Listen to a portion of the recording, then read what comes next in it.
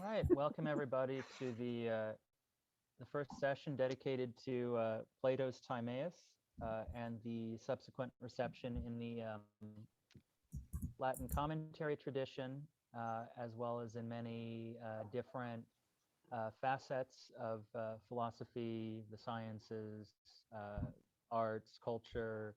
Really, just quite a surprisingly vast amount comes from this one dialogue. And I mean, part of what made me think of it, of course, is the fact that in terms of direct access to Plato, this was the one dialogue that was continuously available, for 1,000 years in the Latin West during the period when Greek learning was, um, certainly not absent, but was more, uh, had receded or was mediated by other sources, you know, uh, Boethius, or like um, Macrobius's commentary on Cicero's Dream of Scipio, or you know, Augustine, or in various ways, many different texts and scholars. Marcianus Capella's The Marriage of Philology and Mercury, which I'm told is uh, very out there but looking forward to reading that at some point. But part of what's so great about the Timaeus is that it's sort of the key to understanding a lot of subsequent things that draw on cosmological or metaphysical themes, right? It was read kind of in tandem with the other great creation accounts in the Western world, which not only in the Western world, really, that of Genesis, right? And also it coexists with with the inquiry into astronomy, astrology, which is the same thing, looking to the stars, the sky, and the heavens in search of order. Um, and there's so in a way it's one of the most seminal uh, texts for all of that. People might think that if this is the only dialogue of by Plato, in some way it's only fragmentary. How in a sense, like, well, so there wasn't a real Platonism in the Middle Ages, but I think that underestimates the way that even from a fragment, right? If it's the right fragment, you can reconstitute much of the picture. Uh, and it wasn't the only thing, right? I mean, Boethius had so much; these other figures had so much that, but the Timaeus in and of itself is just a remarkable text, and so I really look forward to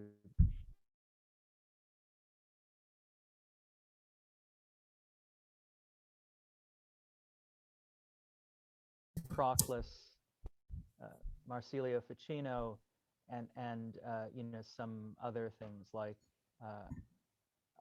I'm told that the fragments of Syrianus are available, and then I think Plutarch was the other commentator. But we'll focus on what's readily available to hand, and what's most kind of seminal in terms of its the different contexts in which they had an influence. But why don't we start there? So why don't we just you let's go around and introduce ourselves, and yeah, Jacob, if you could just mute it for if you could just for a second. Yeah, thank you. Um, Good. Well, let's go around and briefly introduce ourselves. Say what translations of the Timaeus we have or have read. Uh, you know, some of us have signed up already to focus on a particular commentary, and so if that's you feel free to share that. If not, that's also fine.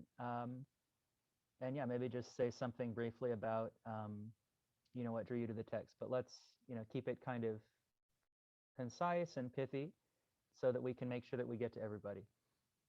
So my name is Brian. The main translation I'm working with is the McGee translation, which has the English translation, Latin text, and then the commentary of Chalcidius. And that's, it's only available as a hard copy to my knowledge. But I hope also to refer to the commentary of Marsilio Ficino, which I also have. And I haven't really made extensive direct study of the Timaeus before. I've mainly encountered it in secondary texts, and even tertiary texts, right? But so I'm really looking forward to delving into the texture of the Timaeus, reading it in different translations, including there's one good translation more recently by I think Kalkavage, and then there's the translation by Jowett in the from the Victorian era, and so many others. So I'm looking forward to hearing what you all have to share about that. And I said a little bit about kind of why I think it's so pivotal and inspirational, but maybe what draws me most to it is that it's a picture of the cosmos, as meaningful and as animated, in the most primary sense of that word, right? By the divine and disclosing the divine, and sort of. So I think that makes it a very attractive piece of literature, if we want to. So please, who would like to introduce themselves next?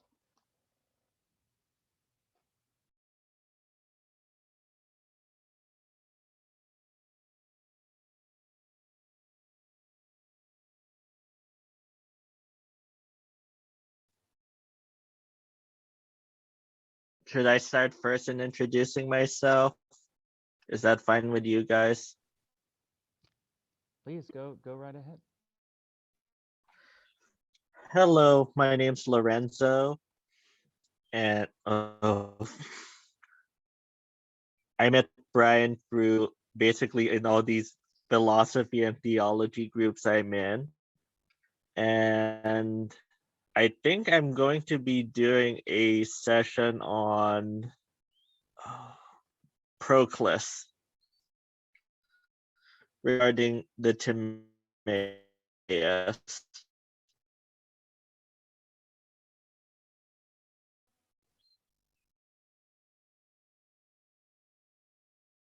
Well, I can have a go if you like. I'm Ian.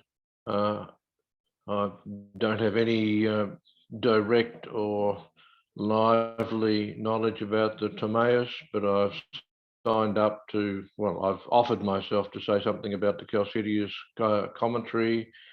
It's on its way to me over the waters. In the meantime, I'll be using the Lerb library translation because it's on my Logos system. And I guess I'm a theologian / philosophy interested kind of a character. And again, I met Brian through sundry of these varieties of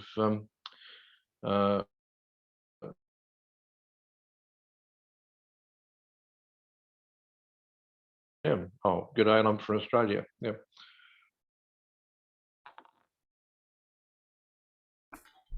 I guess I'll go next. My name is Jacob. I'm a pseudo-intellectual and sophist. Happy to be learning from all of you. I actually haven't read the book yet, but I do have a translation in hand by Francis Cornford, and I'm excited to read it. I'll read it and have it ready by next Friday, whenever we have our session again. But I'm interested in it because I'm going through an existential religious crisis, and I think it's enlightening to hear Plato's view on the heavens and on metaphysics. I think it helps with those kinds of things, and I mean, regardless, I was interested in the way that Plato viewed or talked about the heavens and the spheres of reality and transcendent topics. So, and I know that the Timaeus is probably the best work to look at for that kind of stuff. So, yeah.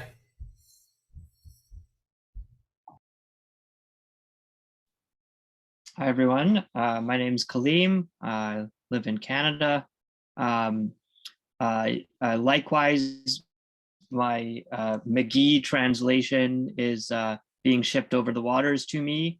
But in the meanwhile, I have access to the Jowl translation, which was posted in the group, but yet to read it. I am, sort of a newcomer to the Latin Platonic tradition. I've read more of the Islamic Neoplatonists, but I'm very interested in, cosmology and cosmogony. And so I think that's great that we're looking at the Timaeus. So yeah, excited to dig in and deepen my knowledge, like Ian said, and I just really enjoy reading texts with groups of interested people. I find that very enriching versus just reading things on my own. So looking forward to this. Haven't yet signed up for any section, but I'll take a closer look and maybe I'll register for something.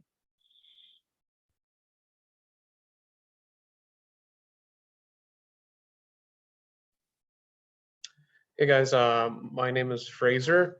I live in Columbus, Ohio. I'm a postdoctoral research fellow at Ohio State. I am interested in the Platonic tradition within the Christian tradition, which is why I wanted to be part of this group. I don't have the book yet. Part of my search now is to find a good translation. So maybe at the end of today's discussion, I should have made a decision on that and make an order. So.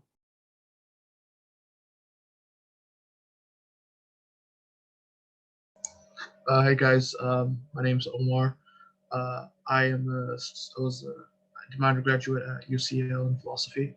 My main background is in kind of Islamic mysticism, Ibn Arabi, as well as the traditionalist school in general. Yeah, I have the Joe translation with me and interested in like, I guess, Fitch.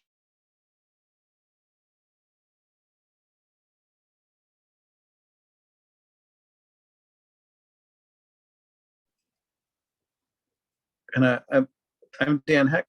I'm a kids pastor in Columbus, Ohio, and I want to learn about the Timaeus so I can teach it to the kids. And I don't have a translation yet. I'd love to find out what the most up-to-date scholarly digital version is. I'd really prefer to read digitally. Yeah, that's me. Oh, and Helene Keitzer's translation has been where I've engaged it the most. So I think she's really valuable here.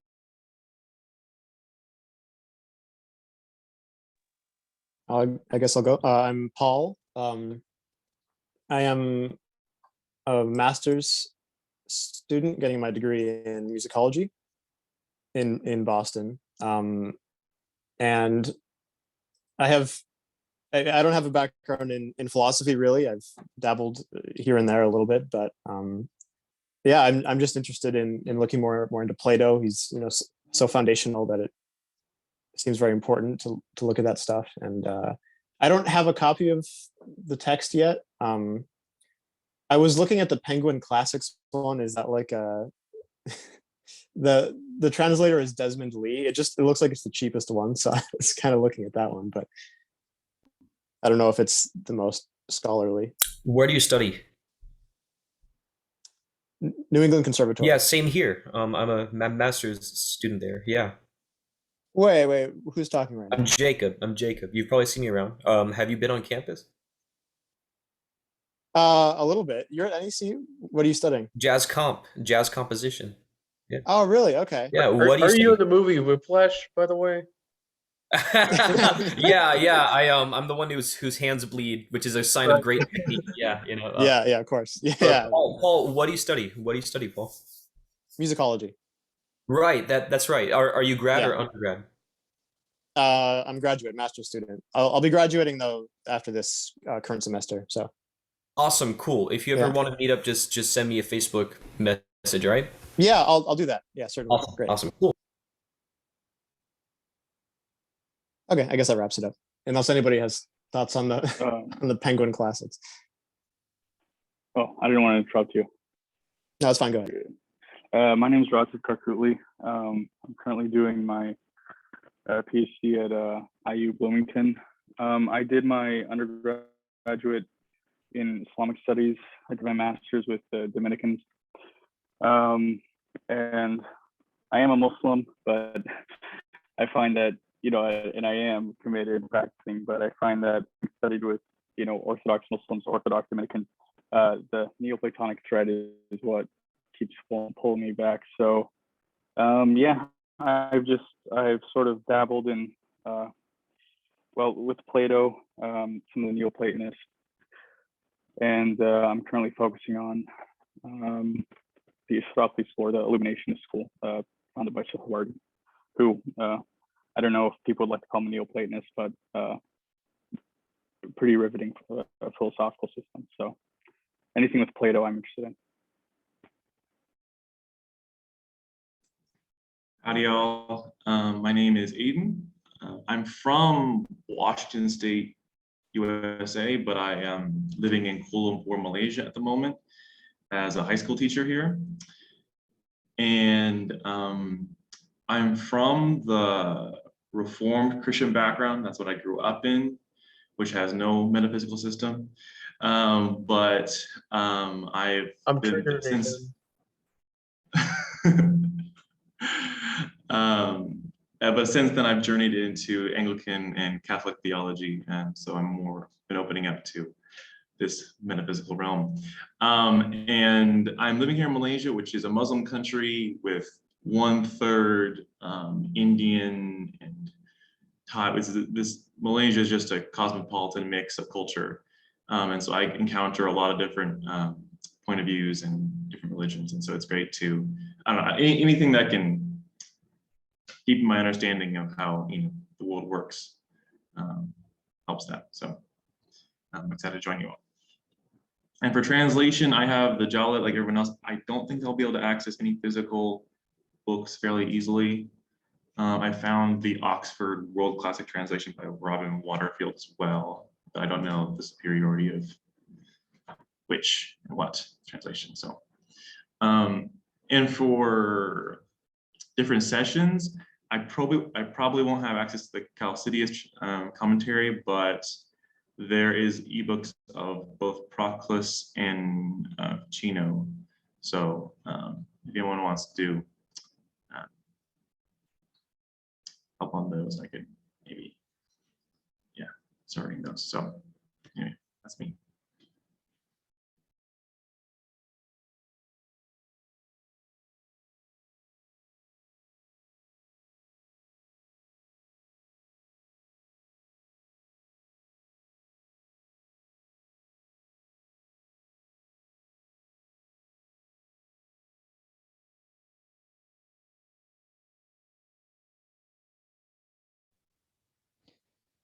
All right. Well, is there anyone else? I'll give you just a minute, and if not, then we can move on.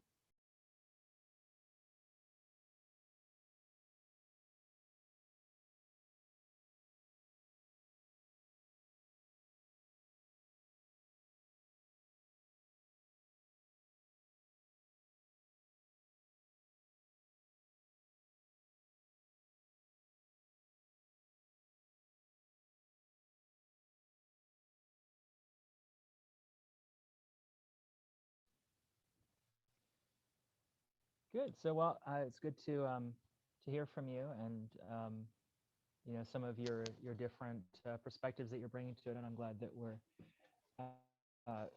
going to bring together people from very different disciplinary and religious backgrounds, and different kinds of aspirations for the sessions. And so I really look forward to that. So I mean, there are different. So I mean, we can talk a little bit about, you know, if anybody, you know, had the chance to kind of look over the text briefly, or if they read it before, you know, that's something we can touch on, of course. But you know, just kind of as like sort of first impressions, or at least fresh impressions, without necessarily, you know, kind of looking just at the surface, you know, just the surface of the surface, and then we'll dive down. But also, right, the other thing we want to try to think through tonight is how best to structure and apportion the reading, because as you saw, right, it's a pretty short text. You know, it's a very manageable text, right? You know, so we're going to get through the actual text itself, you know, together as a group before too long, but we'll also want to look at it thematically, and we're going to want to try to, you know, draw in these commentaries, and the commentaries, I think, will sort of help us do that. My initial thought is to, you know, make a first pass through just the text, and then go through again with people sort of focusing on whatever commentary is, you know, they feel most drawn to or equipped to tackle. And the other thing, right, is that there are already at least 2 scholars who've said they'd be interested in presenting for us. And, you know, I'm also consulting them in terms of their thoughts, right, about how to, you know, really see the richness of the Timaeus. You know, for example, for music theory, right, which is associated with the tradition of Pythagoras, and the harmony of the spheres, you know, which of course is, you know, a view of music that's very mathematical, but not a relationship to math and number that to us might seem very, very different indeed, right? Where number has layers of meaning that are symbolic, right? And where it, you know, in a sense, maybe there's, and that also is connected to things like, you know, of course, cosmology, astrology, astronomy, right? And so there's another gentleman who would like to present to us about sort of, because he's identified an alchemical element in the Timaeus, right? And he related it to the myth of Vulcan, actually. You know, so there are certain alchemical resonances as well, and the musical theory draws a lot on the commentary of Proclus, and of course Marsilio Ficino also applies, you know, sort of the cosmic theory, you know, in the field of music, and actually, you know, he's one of the important figures in music therapy as a practice, using, for example, the Orphic hymns or things like that. Which reminds me that the gentleman who wants to present to us on that alchemical element is also really very steeped in the mythological dimension and kind of the festive, right? Because there's also kind of drawing out the context that the Timaeus occurs within, you know, which if you had a glance, right, like the opening bit of it is political in the sense that it seems partially to be recapitulating Plato's Republic, but with maybe some important differences that we'll get into. And besides which, right, there's that implication, which will have ramifications everywhere, right? Which is, you know, does the universe, when we think of the origin, you know, what is, you know, when we conceive of it, insofar as we can, right? It, you know, is there this primordial, is chaos primordial, or is order, right? Does order come about through that one theory is the gods are going to war, and there are many different stories about that in different civilizations. And another is that no, that you begin with the one, or you begin with some transcendent source, which brings forth, right, all other causes or divinities or beings of any sort, and that has very significant political ramifications. It has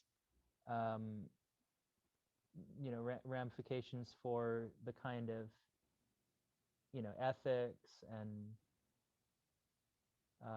come back to, there's another gentleman who wants to present to us kind of about some people might, the architectural significance of this account, and you see it in things like Gothic architecture, which draws on kind of the Platonism of Dionysius the Areopagite, among others, and kind of there, as well as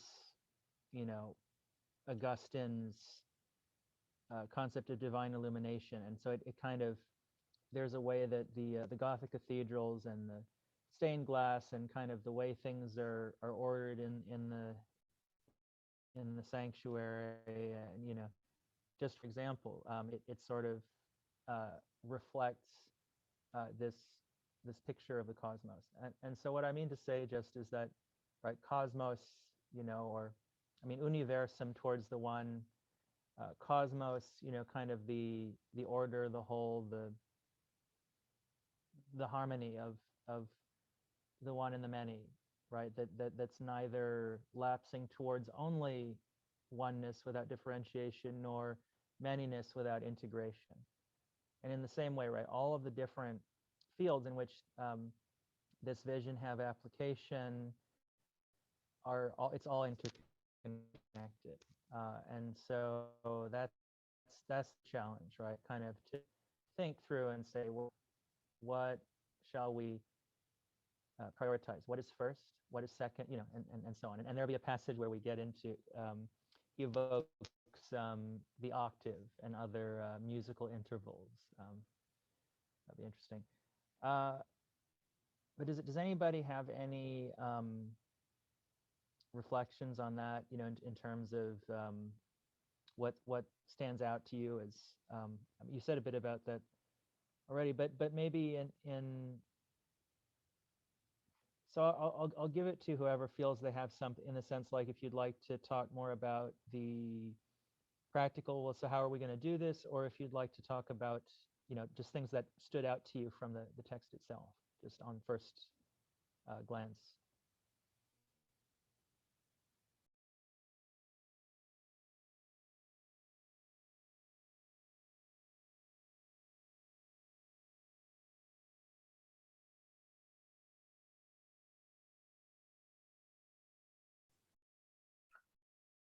Why does the dialogue start with 1, 2, and 3?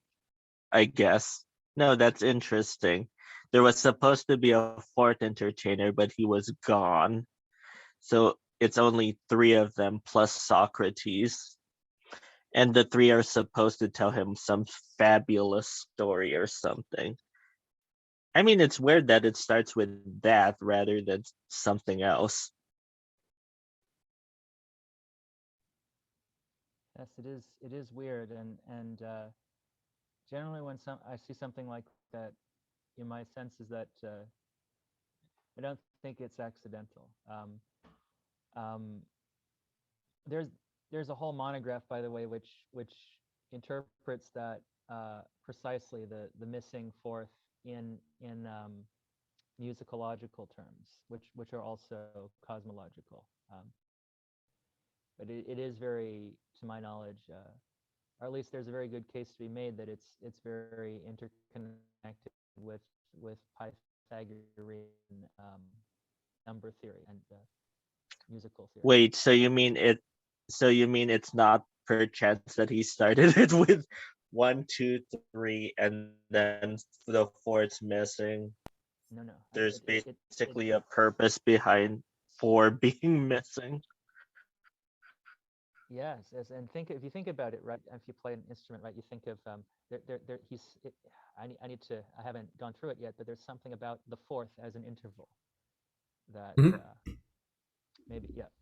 Also, 3 is very important in theory because if you're working with the Western tonal system where you have an octave, the equal division between intervals between the bottom of the octave and the top of the octave is split between 3 notes. That's an augmented triad.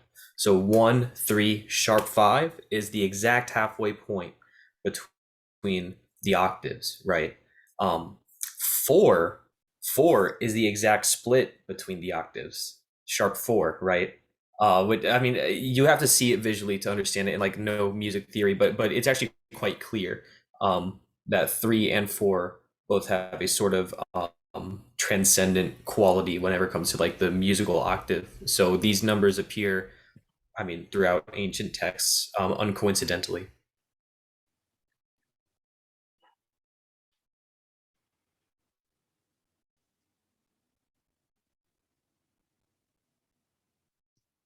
I would just add, you mentioned 4, right? Mm-hmm. Yeah, so I mean, the ancient Greek like modal system was based on tetrachords, so it's like series of 4 notes.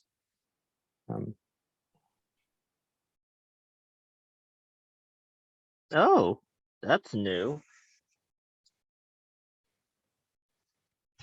So Sorry, Lorenzo. no, were you you're fine. asking? You're fine. Go on. No, I just wanted to say I did not get anything what you just said. Is there like an article that explains better that you could maybe share? There's Wikipedia articles on tetrachords. You can just Okay. I believe so. Tetracards. Okay. Paul, if you want to answer the question as well, I mean, I'm not. Yeah, I mean, a tetrachord is, you can picture it a little bit like a scale with 4 notes, if that makes any sense. Although in the case of ancient Greece, I think that it was always contained within the interval of a perfect fourth, which is a musical interval. And the perfect fourth is important because it's harmonious. It's a simple ratio. Oh, look. Oh, dang. So to say that the fourth is missing is to say that a harmony is missing or something's lacking. That's interesting. Yeah. Maybe there's some symbolism there. I haven't looked at the text yet, so I don't know. But no. Yeah. Well, no. I'm just wondering. I didn't know all these musical references. Well, also the fourth is the only chord tone in a major series that doesn't resolve to the 1. I mean, that doesn't work in a 1 chord, but that doesn't mean anything in this context. But I mean, like, that's interesting as well. Like you have to omit 4. You can't have 4. So I'm not sure if that means something. Sorry, could you repeat the last part about the 4 doesn't resolve to the 1? If you have a major scale, every note in the major scale can land on 1 and sound consonant, except for 4. 4 is always going to sound suspended and make it seem unresolved. So the 4 has to go down to 3 or has to go up to 5. If you play a whole major scale at the same time, that's called Ionian, which is Greek. And it's not the same thing as major. Major is whenever it sounds resolved. Ionian is just all the notes in the scale, basically the 4th, right? Yeah. So I would agree with you, but I'd also just want to add that that's in kind of a jazz context usually. So who knows what they were thinking, 2 plus 1,000 years ago. It's a different musical system. Too bad the Ionian and not resolving to the 1 don't have anything to do with the Timaeus, but It might. I don't know. Plato might have known enough about music to. Well, I don't know. Who is the smartass? I would just like to thank you for your contribution to the conversation. It's much appreciated. You're welcome. It's too. No, I'm sure Plato would have known this stuff. I guess it depends on your reading lens, right? Whether we're reading in a historical context or reading it in our context, right? Reading it text. Maybe Plato is speaking to us, not his own audience. Who knows? Yes. Mhm. Oh, great. Okay. Well, so that actually brings, of course, another point. Like in a sense, we do want to keep the historical perspective in mind, but we're also interested in sort of what ideas may have been latent in the material, whether or not we think that Plato himself intended them or not, because that's the nature of writing and of knowledge and of dialogue, right? I come in here, right? Or just one enters a conversation with a person. You don't know what's going to emerge, right? That's why it can't be replicated through something other than a dialogue, Yup. right? And so we look at the dialogue of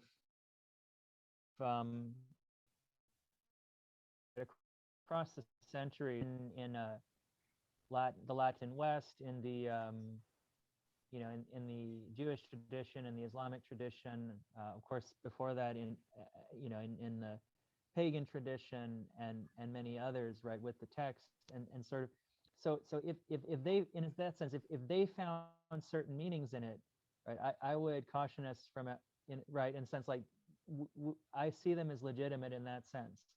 Right? We don't have. And Oh, sorry. go ahead, We don't have to stick to the original intent of the author because even the medievals didn't really know the original intention of the author. right, and it's a matter of intensive debate, up to today. Honestly, right, there are scholars, right? So I mean, until the, let's say I want to say the early 18, sort of like the early 1800s, but right, I mean this gets to the whole nomenclature, right? I mean, what we refer to as Neoplatonism was just Platonism, right?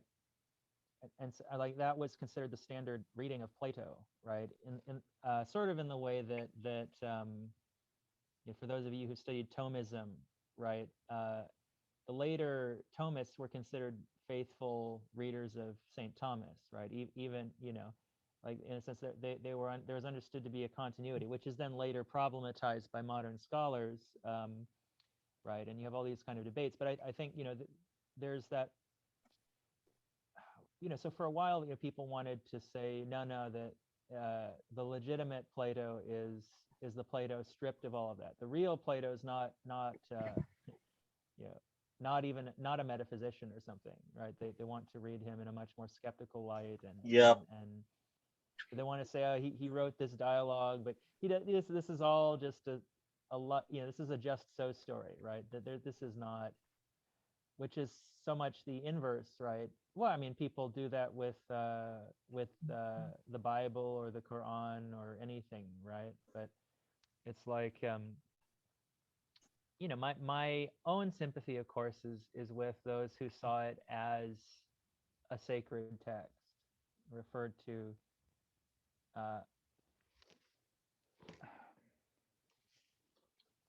Plato, all right, well, we're sorry to, all right, thanks. Glad you could make it, Ian. Take care. So take care.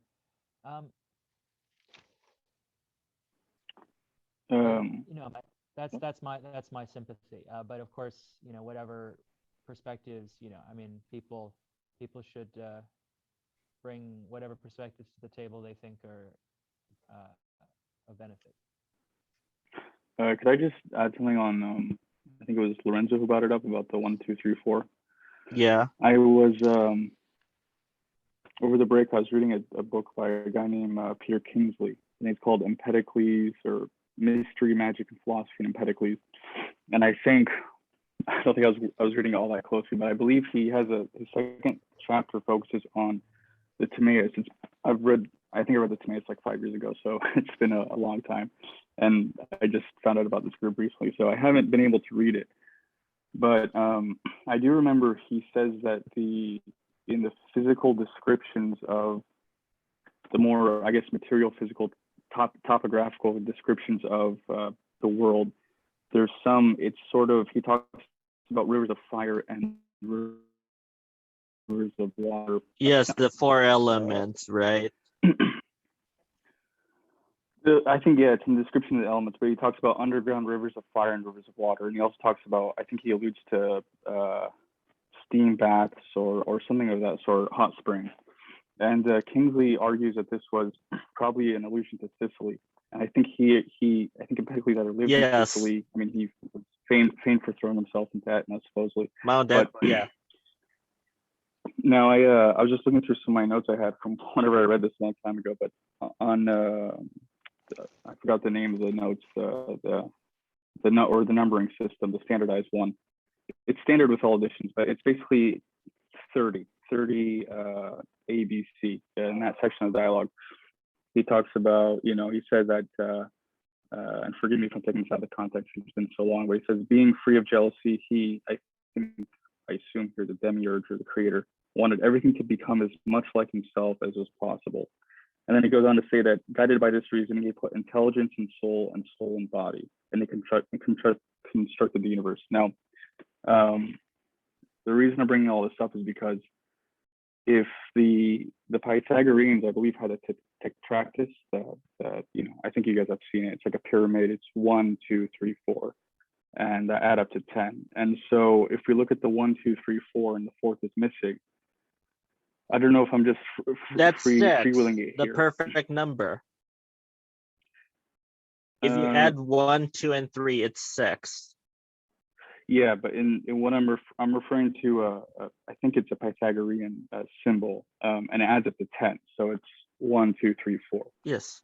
And in a roughly Neoplatonic scheme, if you have the 1, then 2 for intellect, and 2 being the difference between object and subject, 3 being soul. Mm-hmm. Go figure. I don't know how to fit that in, but 4 could be the elements, and if 4 is missing at the beginning of the dialogue, and given that his description of the elements plays not a large part, but it plays a role in the dialogue, you could make an argument perhaps that 4, as a principle, as matter, which is a principle of non-determination, a principle of later Platonists would say evil, which is non-existence. You could say that 4 is missing in the sense that 4 is the sort of unreal aspect of this hierarchical vision, but that it has to be sort of guided by the preceding metaphysical principles and tied into an order. So if you're saying 4 is missing, basically he's talking about the ideal world or something like that, some perfect, golden age or something. No, I mean, because you also say Timaeus is filling in for number 4, but that could be just maybe a wink that of all the levels, the hypothesis, the different levels of the order of existence, it's matter, which are the 4 elements, which is sort of, the world of becoming, it fades, it's generation and corruption. So that could be, I'm sure that, I mean, I just don't know much about music at all, but I'm sure it has musical as well, but it's just, I guess, a sort of physical. Hey, can I ask a favor really quick? Add the first 4 numbers together. What do you get? 1 plus 2 plus 3 plus 4. 10. So if the 4th's missing, you get 1 plus 2 plus 3, which is 6, right? Mm-hmm. And these are all triangular. Oh my gosh. Oh. Aren't these triangular numbers? Technically, to sum the first. Triangle is going to play a key role here. Yep. I think. Because if you add 1 plus 2 plus 3 plus 4, that's the sum of the first n numbers, which would give you the triangular numbers 1 plus 3 plus 6 plus 10. Oh, okay. By triangular numbers, do you mean like the Fibonacci numbers? No, not the Fibonacci numbers. The triangular numbers 1, 3, 6, 10, and so on and so forth. They're not Fibonacci numbers. It's interesting that they leave it off at 3 though, because that's 6, which is a perfect number since it's the sum of all factors excluding itself. Because the factors of 6 excluding itself is 1, 2, and 3. Does that make sense? Huh.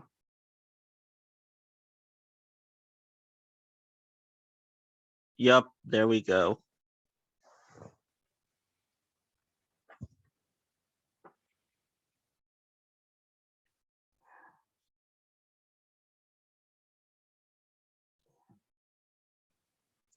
So that's interesting too.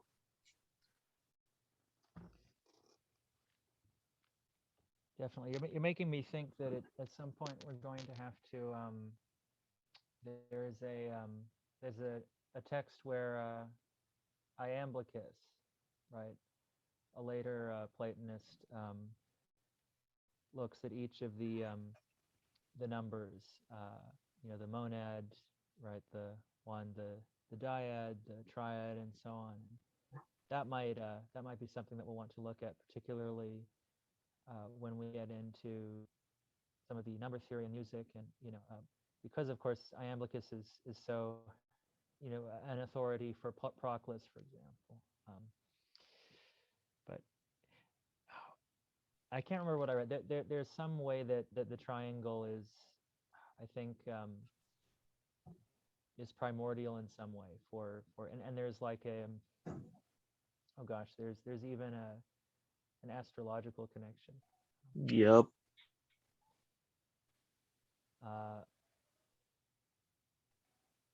And by the way, just as an aside, I've seen that the triangle has a significance in South Asian religion as well. I was gonna say there seems to be a lot of parallel again with Hinduism and Hindu thought here.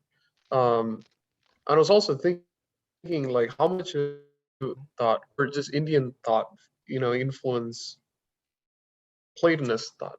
Well, if we think about it, the Indians, in this case the Aryans, and the Greeks share, they're descended from one culture or something like that. Isn't it the case? The Greeks and the Hindus are basically descended from one culture or something. I know that Ammonius Saccas was supposedly Indian because he lived in Alexandria, and he, even though he didn't live in an Indian neighborhood, there were lots of Indian neighborhoods in Alexandria. But of course, this is after the Timaeus, so it's difficult to say if the Indian influence goes that far back or if it's only in Alexandria, like after the Timaeus. Well, then again, you have after Alexander the Great, because he conquered some parts of India. You also had King Meander and how Greek art influenced Indian art. If you look at the Buddhist statues in Pakistan and Afghanistan. Let me just see if I think Lorenzo, did I hear maybe somebody else wanted to say? Oh, something? sorry. Yeah. I was saying that Proclus is Plotinus's student Porphyry writes of Plotinus, who was also an Alexandrian, that he traveled to India specifically to sort of seek Indian wisdom. So that's again post Timaeus, but such a major figure in the Platonic tradition. Definitely. So one thing we can say, I mean, one key point is that my understanding is that in the science of the stars, right, or in India, the term Jyotish, the science of light, right, it is, I think for all, it can all be traced back to Babylonia. And so, like a lot of things through that, right? I mean, why is the theory of the elements so pervasive, right?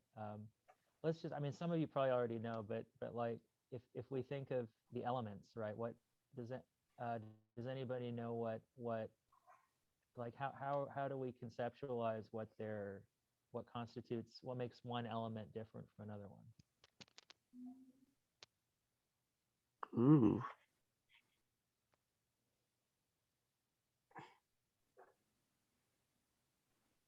Isn't it the I don't know if it's anachronistic, but isn't it the combination of the humors or the qualities? So dry, hot, dry, wet, cold, hot.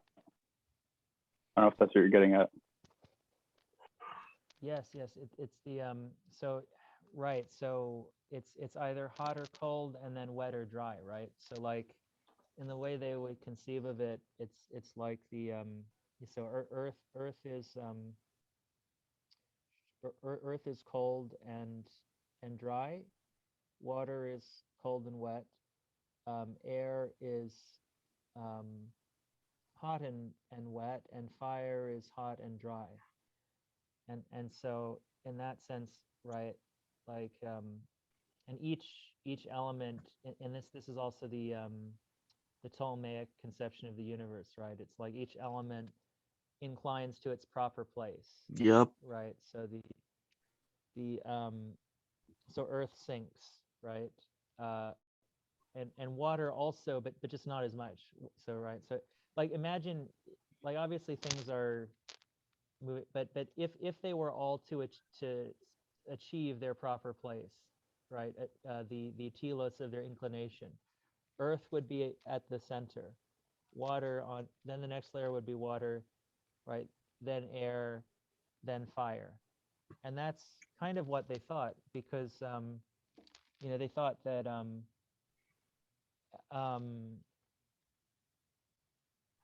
you probably who's heard the Johnny Cash sing song Ring of Fire?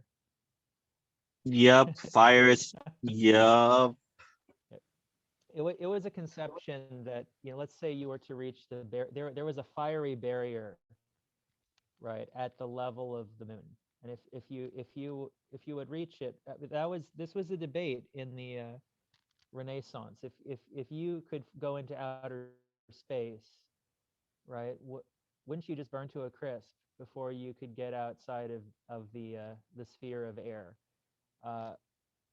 right, to reach the ether, right, which beyond beyond the moon, right, beyond the sublunary sphere, right, Yep. the realm of change in the terrestrial. You know, there's the I mean, if you've ever read like Dante, right, and kind of heaven is in the Empyrean. Yep. The Aether, the Prima Mobile. Yes. Precisely. And okay, so and now a lot of that is very, I mean, it's because, you know, that's shared by Aristotelians. I'm hoping to look more into sort of the Stoic conceptions, to be precise, because Chalcidius, in important ways, as a people have, I think, argued pretty conclusively that he's an eclectic, right? Chalcidius is an eclectic, but we could say that he's more of a Middle Platonist in his outlook than a Neoplatonist, but he synthesizes a lot of other conceptions in ways that are important, and the distinctive way that he did it, you can see it reflected in many authors subsequently throughout the Middle Ages. But this is a kind of world picture. By the way, this is also how you know that these characterizations, you know, people thought the world was flat. Well, no, they didn't. They read the Timaeus. Wait, the world is not flat? I'm so sorry, Fraser. No, the world is a triangle. That's why we've been talking about triangles. Pay attention. Is it a hollow triangle though?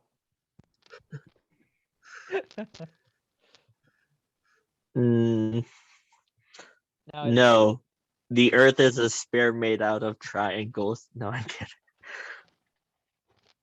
Oh, but speaking of shapes, is this the work where Plato brings up his dodecahedron, or is that a different work? Ooh, I don't know. I'm asking Brierus Minimus.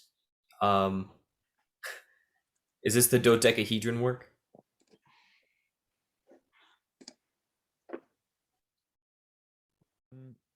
Let me but no, I don't believe so. There- Oh, okay. but there's quite a lot. Well, so I mean, was it so? Okay, so aside from the 1, 2, 3, were there any passages that you looked at and you're like, whoa, or like or like this is amazing, this is beautiful. I want to know what he's getting at, or like this is it. This is the good, the true, and the beautiful. I'm on board with this. So, because sorry, before we move on, Yes, I'll before, just yes. I was just browsing a PDF and came across something interesting. So just that connects what we were. So I'm looking at the Ikhwana Safa's Brethren of Purity's letter on music. And they say, let us return to our previous topic. We may say the musician sages restricted the number of lute strings to 4, no more, no less, so that what they produced should correspond to natural phenomena in the sublunary world. And so then they go through the correspondence of the 4 strings corresponding to respectively fire, air, water, and earth, corresponding to those the wetness and dryness that you mentioned. So this is I don't know. It just connects the musical theme to the elemental theme, which the elements play a big part in this. But we can move on. But clearly this is the sort of connection that.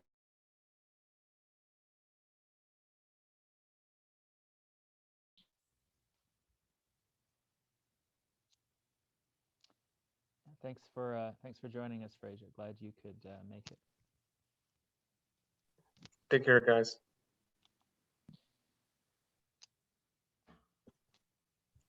All right, so we've got the 1, 2, 3. There's a mention of the elements. I brought up that there's the octave and other intervals.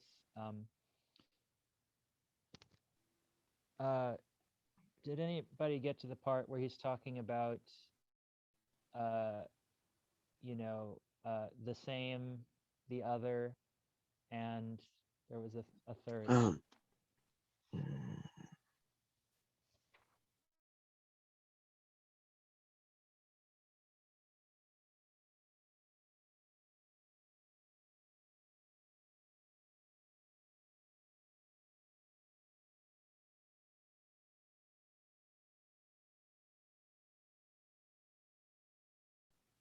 And also Cora, or non-being. But I think we'd have to understand precisely in what sense it's non-being. That would be another major theme that we'll want to come to it, in the course of the sessions.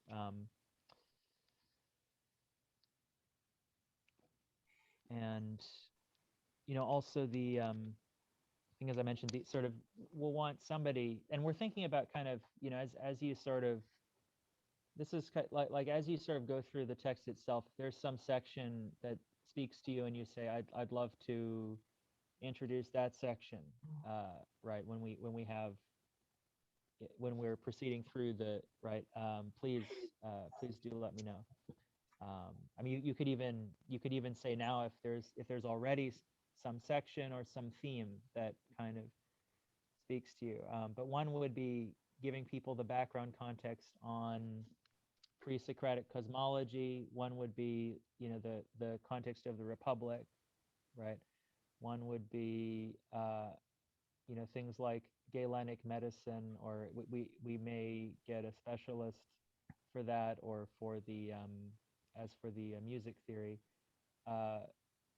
What one would be kind of, we could have somebody who's kind of like, I'm going to be the person who says, oh, I found this in Ficino's commentary, or I found this in Chalcidius's commentary, right? So kind of if you have a certain commentary, like you're really drawn to Proclus maybe, right?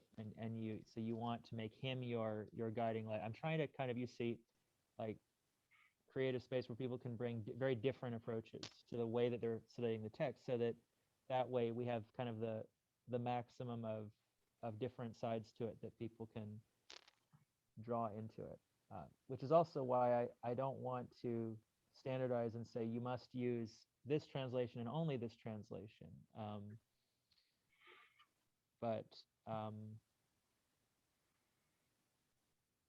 And I think the commentaries also kind of help us in that sense to have them.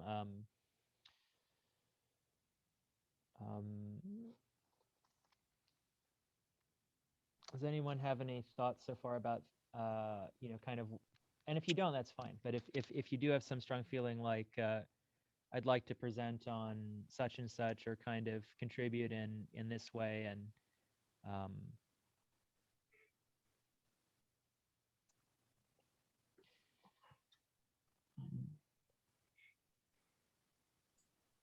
The only thought I had about that was, so I'm no research specialist in this kind of field. So if anyone out, but I do know how to read. So if anyone else is kind of out of their depth and want to split a section, some of these books are ginormous. I don't know how, like you want to say you want to present Proclus, that's like a 5-volume work, right?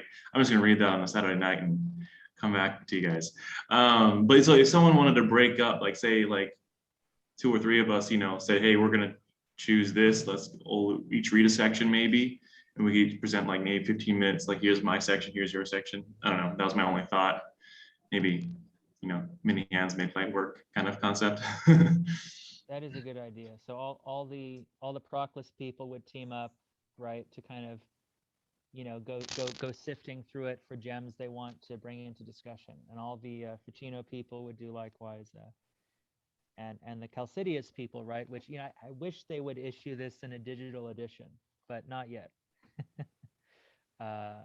But for those who have the hard copy, and that might be a good choice. But Likewise, could Paul and I tag team the music? That might be a fun thing to do, as long as he's willing to do it. yeah, Yeah, that's good. Let's do that. Cool, yeah. And I request diagrams for the music stuff. definitely, yes. I'm very visual, very, very, very visual. So yeah, I'll prepare stuff like that. Yeah. Great. Yes. And we're gonna go ahead. Yeah, with regards to the music, I also don't have even an elementary understanding of music theory. I wasn't taught it at school, so might need a bit, maybe some rudimentary starts to it. We'll make it so clear you'll feel like you've known it your whole life. Don't worry. You'll make us feel like we'll recollect it. Sorry, bad Oh, joke. yes. No, Damn it. very germane, right? It's like, right? How do we know what a circle is when we've never seen a perfect circle in our lives, right? Like not even the factory-made circles are perfect circles, if you really want to quibble, right? How do we know what a triangle is?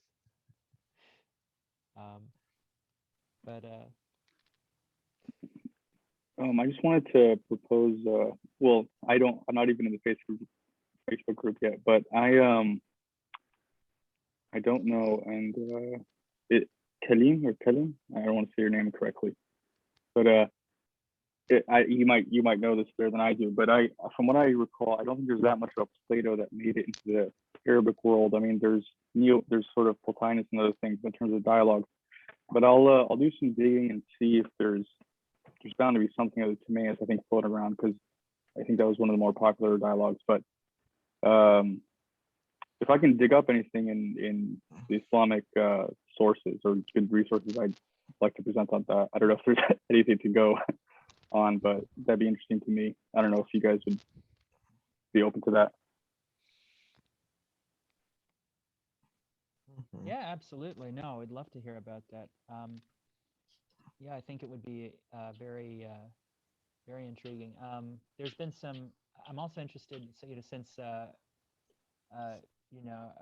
Khalil mentioned the Ikhwan al-Safa, who of course had a very interesting view of cosmology and cosmic cycles. And so when we get into the question of time, right, that's another major theme in the Timaeus, is time. People wonder, there's that famous passage in Augustine on time. It didn't come out of nowhere.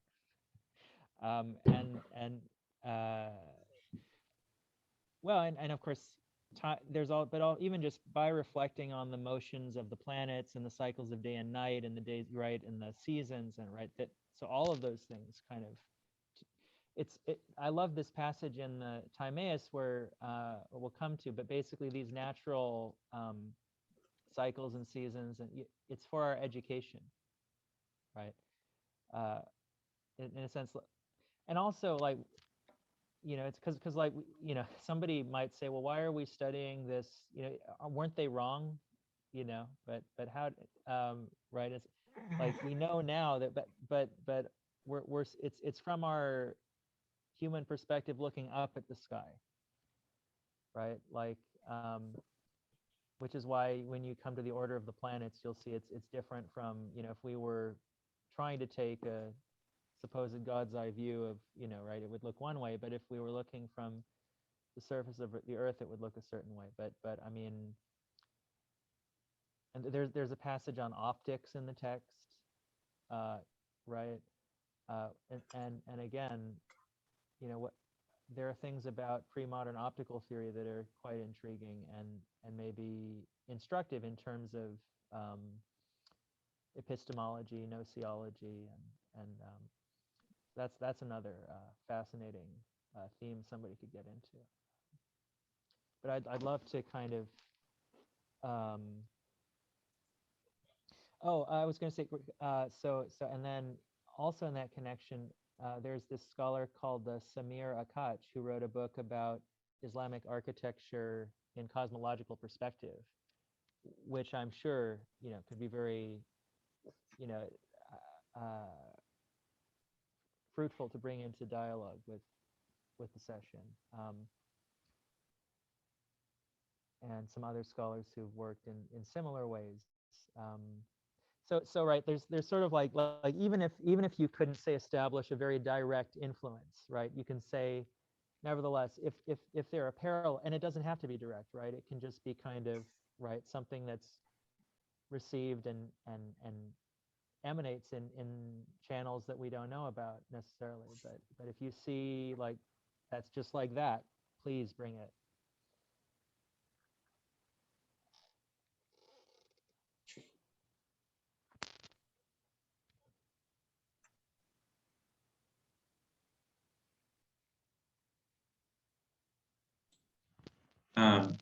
There's a contrast between, right, the modern sciences and what Plato is seeing. And that when I read, that's all I read was Jolet's introduction. That's basically what he says. Oh, we're the modern era now. We see with the eyes of an adult, and Plato was just seeing through the eyes of a child. He was saying this is pretty much one of his worst works. It's most nonsense, and all his interpreters are just, groping through the dark. It's completely useless. But the whole time I was reading Jolet's introduction, I was like, but now that we're in the postmodern world, maybe it's these useless things and these having the eyes of a child are exactly what we need. Maybe adulthood's not what it was cut out to be. So absolutely.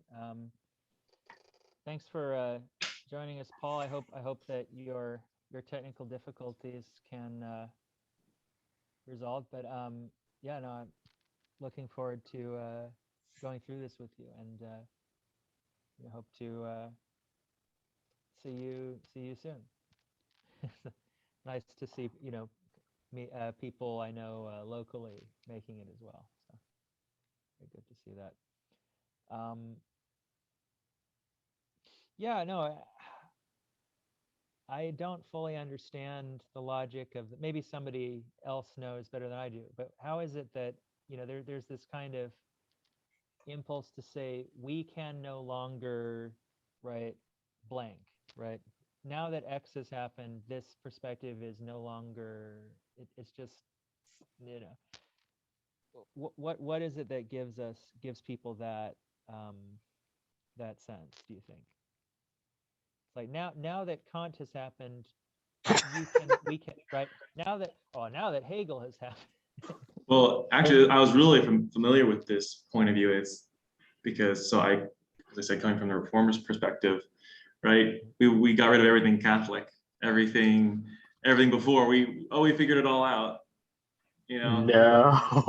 Throw that away, you know. Exactly. It's just arrogance. It's just the sense of we knew something new, and so it's the, I guess, cult of the new, cult of the. It's like the Copernicans overthrowing the Ptolemaics. Like, oh, since we basically overthrew Aristotle, we're better. But then they go on to say, like, no, we're not better. You know what? It's really contradictory. The scientist perspective, the adherents of scientism, that basically the medievals had a high view of the earth being the center of the universe because man was at the center of the universe. But then then science overthrew it, but then you have science being pompous, like people being pompous, like now, even though even though even though they say we're insignificant, there's still some pompousness. Because man is no longer the physical center of the world doesn't mean that science is. So yeah, I get what you're saying. Not only that, but wait, in being the center of the universe, how do you know that it's supposed to be interpreted like that? For example, the center could be like the lowest rung in a ladder. Instead of viewing the Ptolemaic universe as basically the earth is the center of everything because it's important, you could also view it as the bottom rung in some ladder going to God or something like that. Well, yeah, indeed, and actually that's so that the sublunary sphere is not the superior. Right, see that, and that's the key, right? So there's more than one way, right, to have a worldview that centers on the human being, right? And there are some pivotal changes. The scholar Remy Brague, I think, is fairly good on this. He wrote a trilogy about, kind of the first of which focuses on cosmology, the second of which focuses on law, and the third of which focuses on the human being, conceptions of the human being. It's interesting because he brings in, pagan, as it were, Jewish, Christian, and Muslim perspectives, right? And you can, I would maybe quibble with some of his particular, but he's quite a polymath. But he,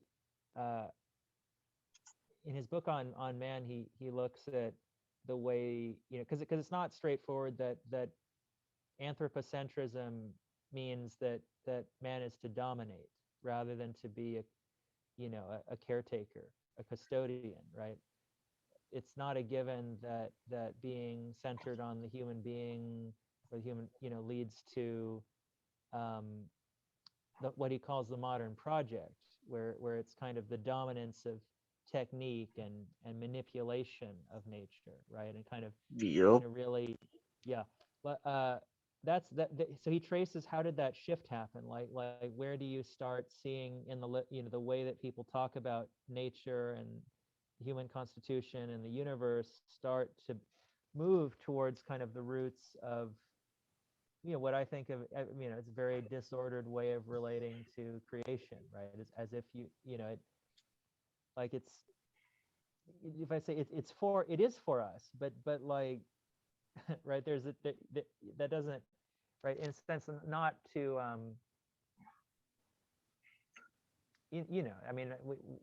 whatever. It's not to dominate the earth like we're her lords and masters and plunder it at will and brutalize it and pillage it. And there again, right, like what when we say mastery or lordship, right? What gives it that particular flavor that it means well, if I am in, I can do whatever right? I don't think that is how a lord or master, a true lord or master would be. But Oh, that reminds provided, me. Oh, sorry. well, let me just make sure that, just see if anybody else had something to it, just to kind of bring it in, bring in the, broaden out the discussion. Yeah, I think also just about, how do we read these texts when, the kind of details of the, you know, natural world, like we have different kind of understandings of it. And I mean, I think it's something you alluded to earlier, which is that it's not just that we have the modern view has a different view of the orientation of the spheres, or the what is a planet, what is what are substances consisted of. It is that teleological difference, right? And I think I think that's something that we can appreciate as well, and maybe as contemporary readers try to maybe separate, like we don't have to, we can get something about the purpose of the cosmos and our place in it without accepting that the four element theory, or the nature of the spheres, and those kinds of things. So I think that's something that we can there's just that I mean they're tied together in the way they're presented, but I think as contemporary readers, that's something we can try to think about and maybe untangle a little bit, and see whether that teleology makes sense, and whether it really depends on the empirical veracity of the picture that's given.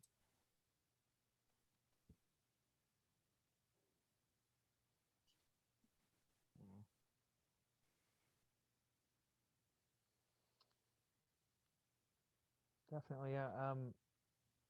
And always, right, to right, not to rush it, like it, to do our best to say, well, why did it matter to see it in that way, or what are the implications, right? Because the end may not be what we expect it to be, and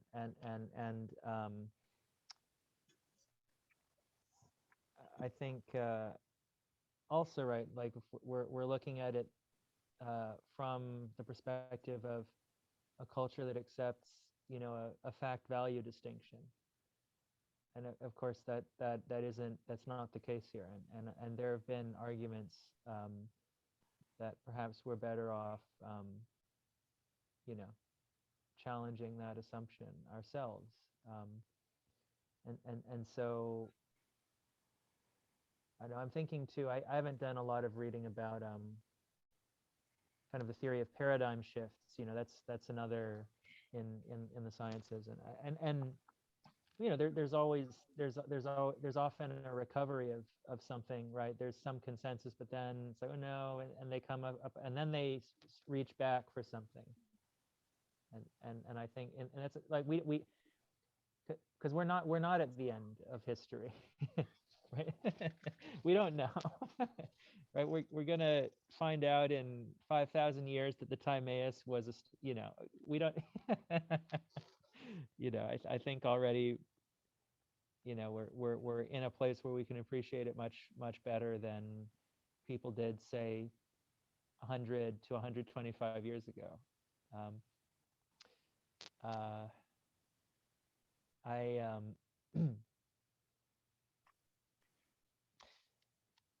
That's one thing too.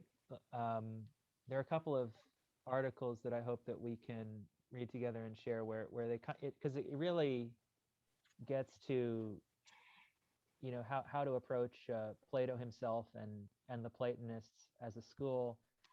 I don't know maybe some of you saw them. I shared them in the group, kind of like where they were looking at readings of the Timaeus that are totally diametrically, like there's kind of in that scholarly debate about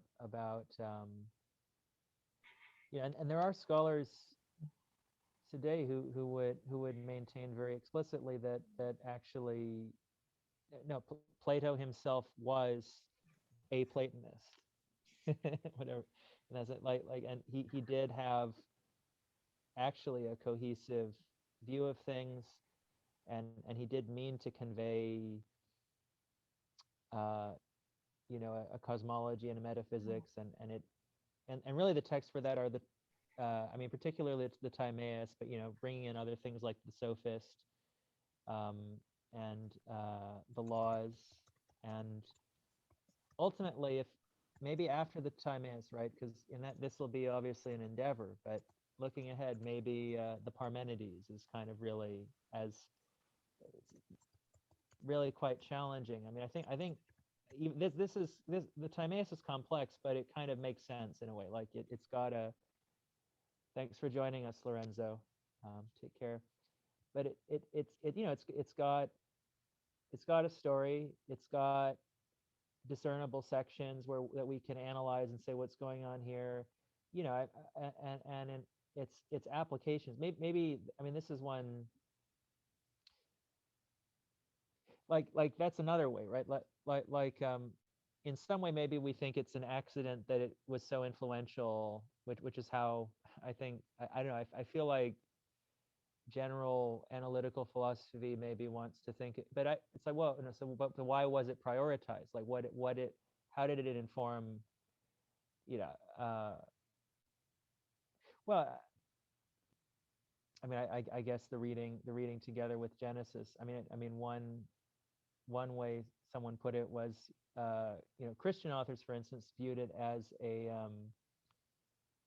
possibly Jewish as well, viewed it as almost like a commentary on Genesis in a way, by somebody who, well, actually they thought he might have had because there was a prevalent perspective which said that right, that really it was Moses who received this wisdom, and then right, the Greeks somehow received the transmission of it, whether or not they knew that it was the Mosaic wisdom, right?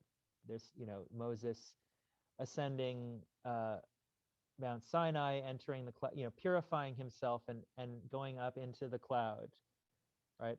And I mean, I don't know how many times I've heard the really stale account, like, oh, he just got the 10 Commandments. That's all it is.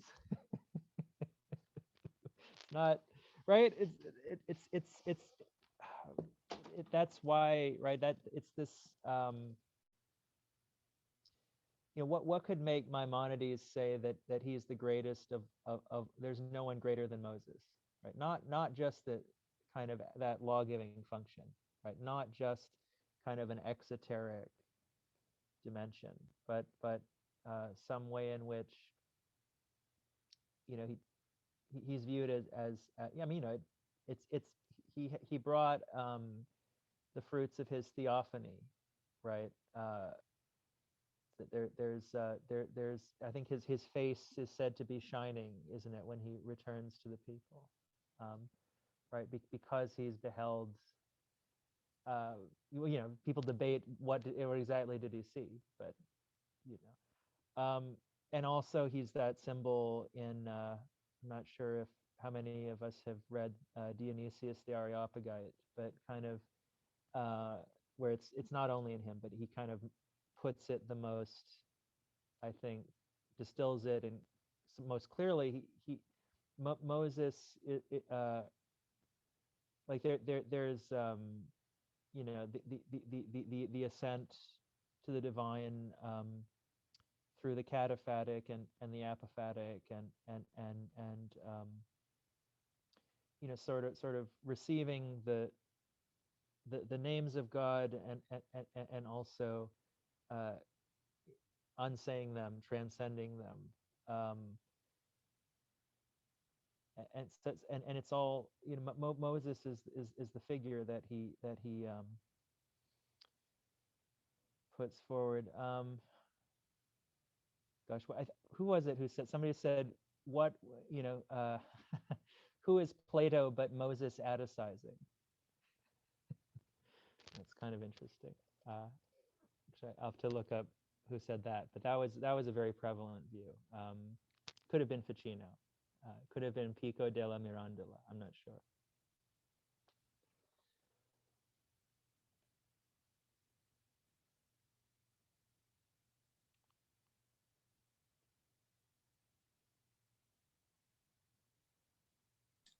I'm not sure what this has to do with anything, but you're talking about Moses and the experience of God, or the one, or transcendent, and you're talking about Moses going up into the mountain, but I kept thinking about the burning bush, and there's another story of when God is meeting the elders of Israel, and I think in the passage the ground changes both times. The ground they're standing on, like somehow physically changes. They can't, like they take off their shoes, like Moses takes off his sandals, right, to meet God, and then the elders ones, like maybe it's my imagination. I feel like the ground is glowing in that chapter, but there's something else with the ground shaking or things like that with God meeting the disobedient elders. But that's anyway. That's kind of how I see these metaphysical experiences. We might not know how they change us. They might not know how they relate to the natural sciences or things like that, but they change our grounding, our foundation, what we stand on, where we come from. And connect to that paradigm shift. That you experience the one, you experience God, and it shifts where you look from, or where you stand on, what you stand on. I have something really interesting to say about Moses and Pseudo-Dionysus, but I'm going to save it for a more relevant time. And I think I just wanted to get that out there in case we were going to run into Moses again at some point in the future. You can't just tease us like that.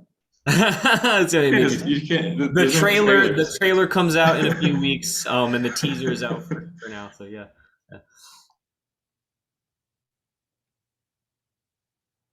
Well, looking forward to that. Oh,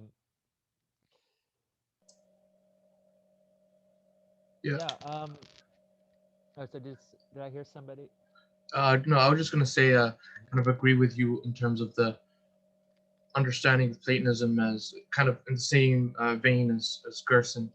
I quite subscribe to his exposition on Platonism, and just the idea that it is quite. I mean, his metaphysical doctrine can't really be divorced as many of the more modern analytical bents.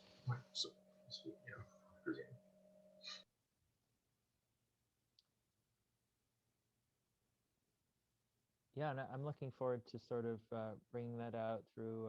I mean, one can, so there's Gerson, and then another contemporary scholar who very much takes that view is Eric Pearl, who's written some very clear and lucid presentations of the Platonic outlook, and he's actually led me to certain resources. So I found a Dutch scholar who was writing. Who was publishing throughout the years, C.J. de Vogel, and she makes a very good case, for a certain interpretation of the Timaeus that he says he's never seen refuted, right? But that, it kind of gets to this, so, and we can, I'm sure we'll go into, but kind of, this idea of, what are the forms, right? Like, because, all right, so maybe the basic, like, raise your hand if you've heard the thing of sort of the demiurge, right? Receive, in the sense like and receiving the forms and then kind of creating the world, and yeah. But then there are different interpretations. Like one would be like, well, this is not the God. This is not the creator God. This is some lesser being. Well, I mean, because it uses the language, which of course. For Christians or I would say even for Jews is in a sense like it this language of the Father, right, and the right, but in the Islamic context, I'm sure it presents a certain challenge that, I mean, it can be understood analogically, but so one interpretation is that the forms are beyond the demiurge, who is not God as such, but it's, I guess, is somehow entrusted by God, right, with participating in the act of creation.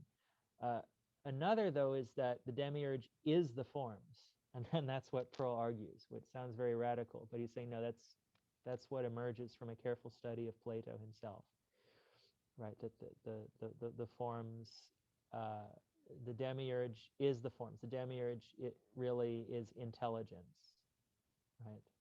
Not a separate being. It's not, right? But the forms are within the demiurge, and the demiurge is, as it were, the one, I believe. I mean, if that's not saying too much, which it may be, maybe saying too much. It's always saying too much with the one. But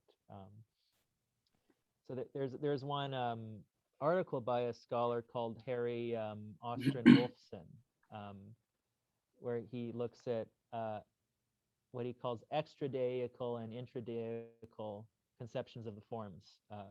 So he looks at precisely that, right? Like, do we understand the forms as being in some way within the mind of God, or you know, how you know, because some people, and I think this even comes up, right, in when people talk about Surawardi, right?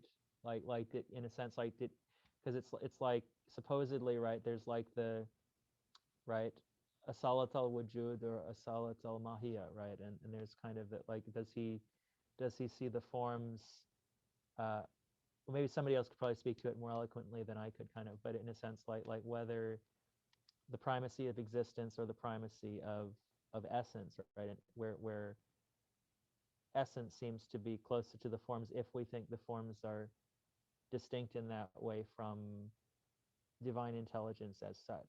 But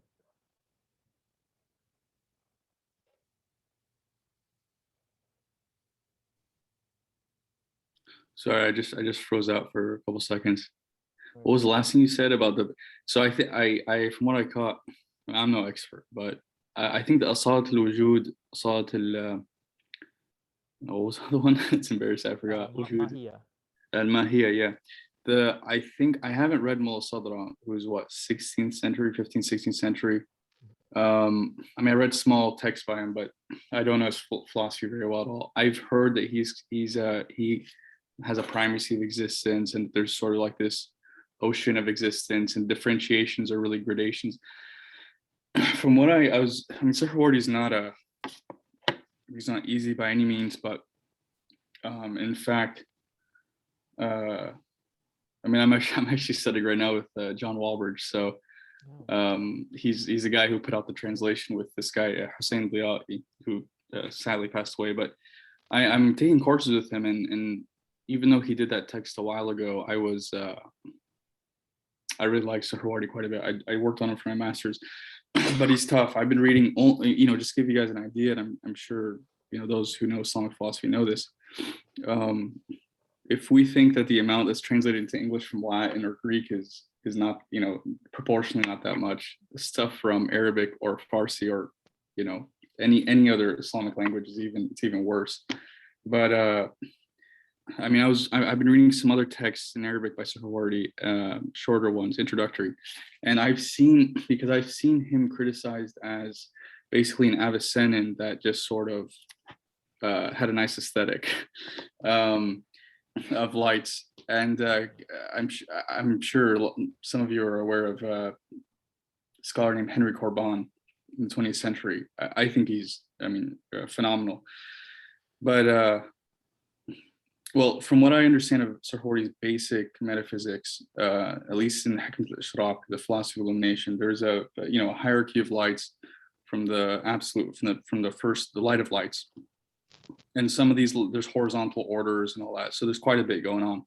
But to your point about primacy, I've seen him characterized as somebody who says primacy of essence, in the sense that, sure, all essences are lights, but the quiddity of anything, or the mahi, I suppose, would be quiddity, are lights fundamentally. And for a definition of light, it's simply, he begins his section on metaphysics with a definition. First principle, which is light, is that which is evident in itself, to itself, and that's a type of intellection, you could say, but also evident to others.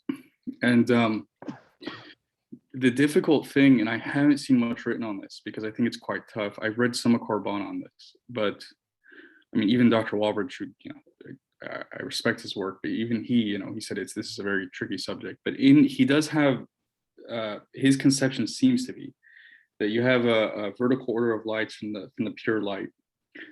That some of these are, and then they have, some of these are associated with the planetary spheres. There's a lot of sort of extraneous stuff to this discussion, but you get to a point where there's a branching out, a horizontal order.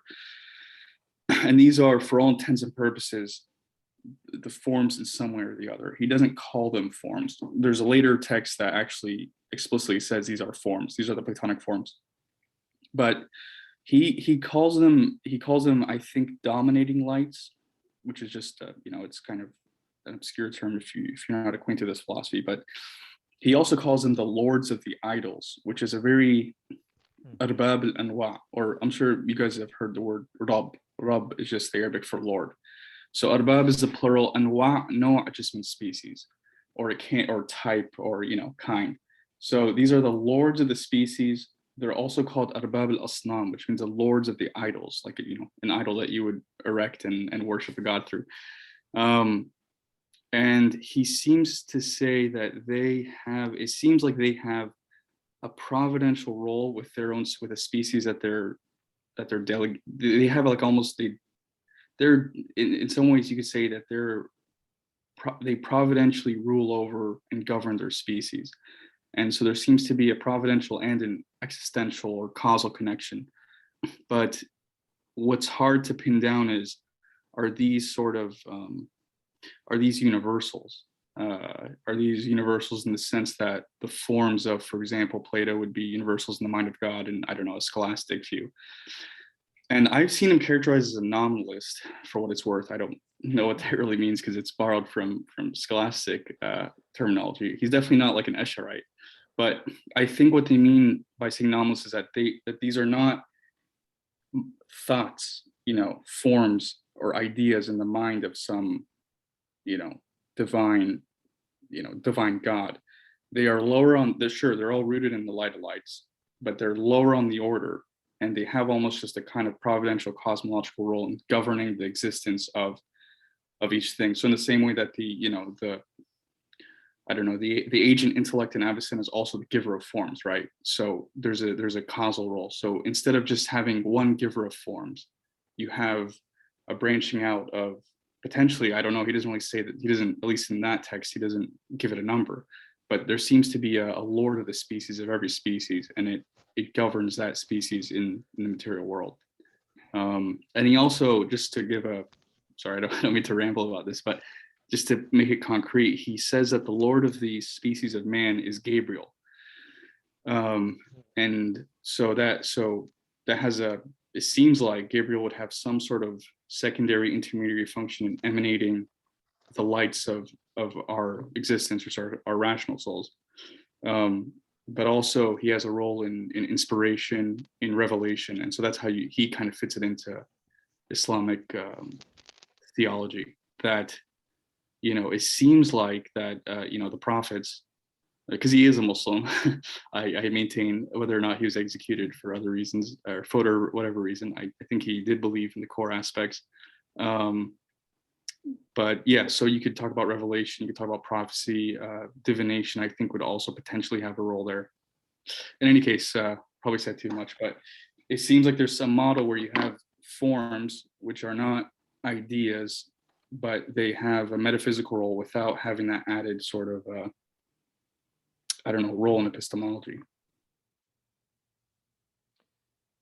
I should note, and maybe, probably you may have come across it.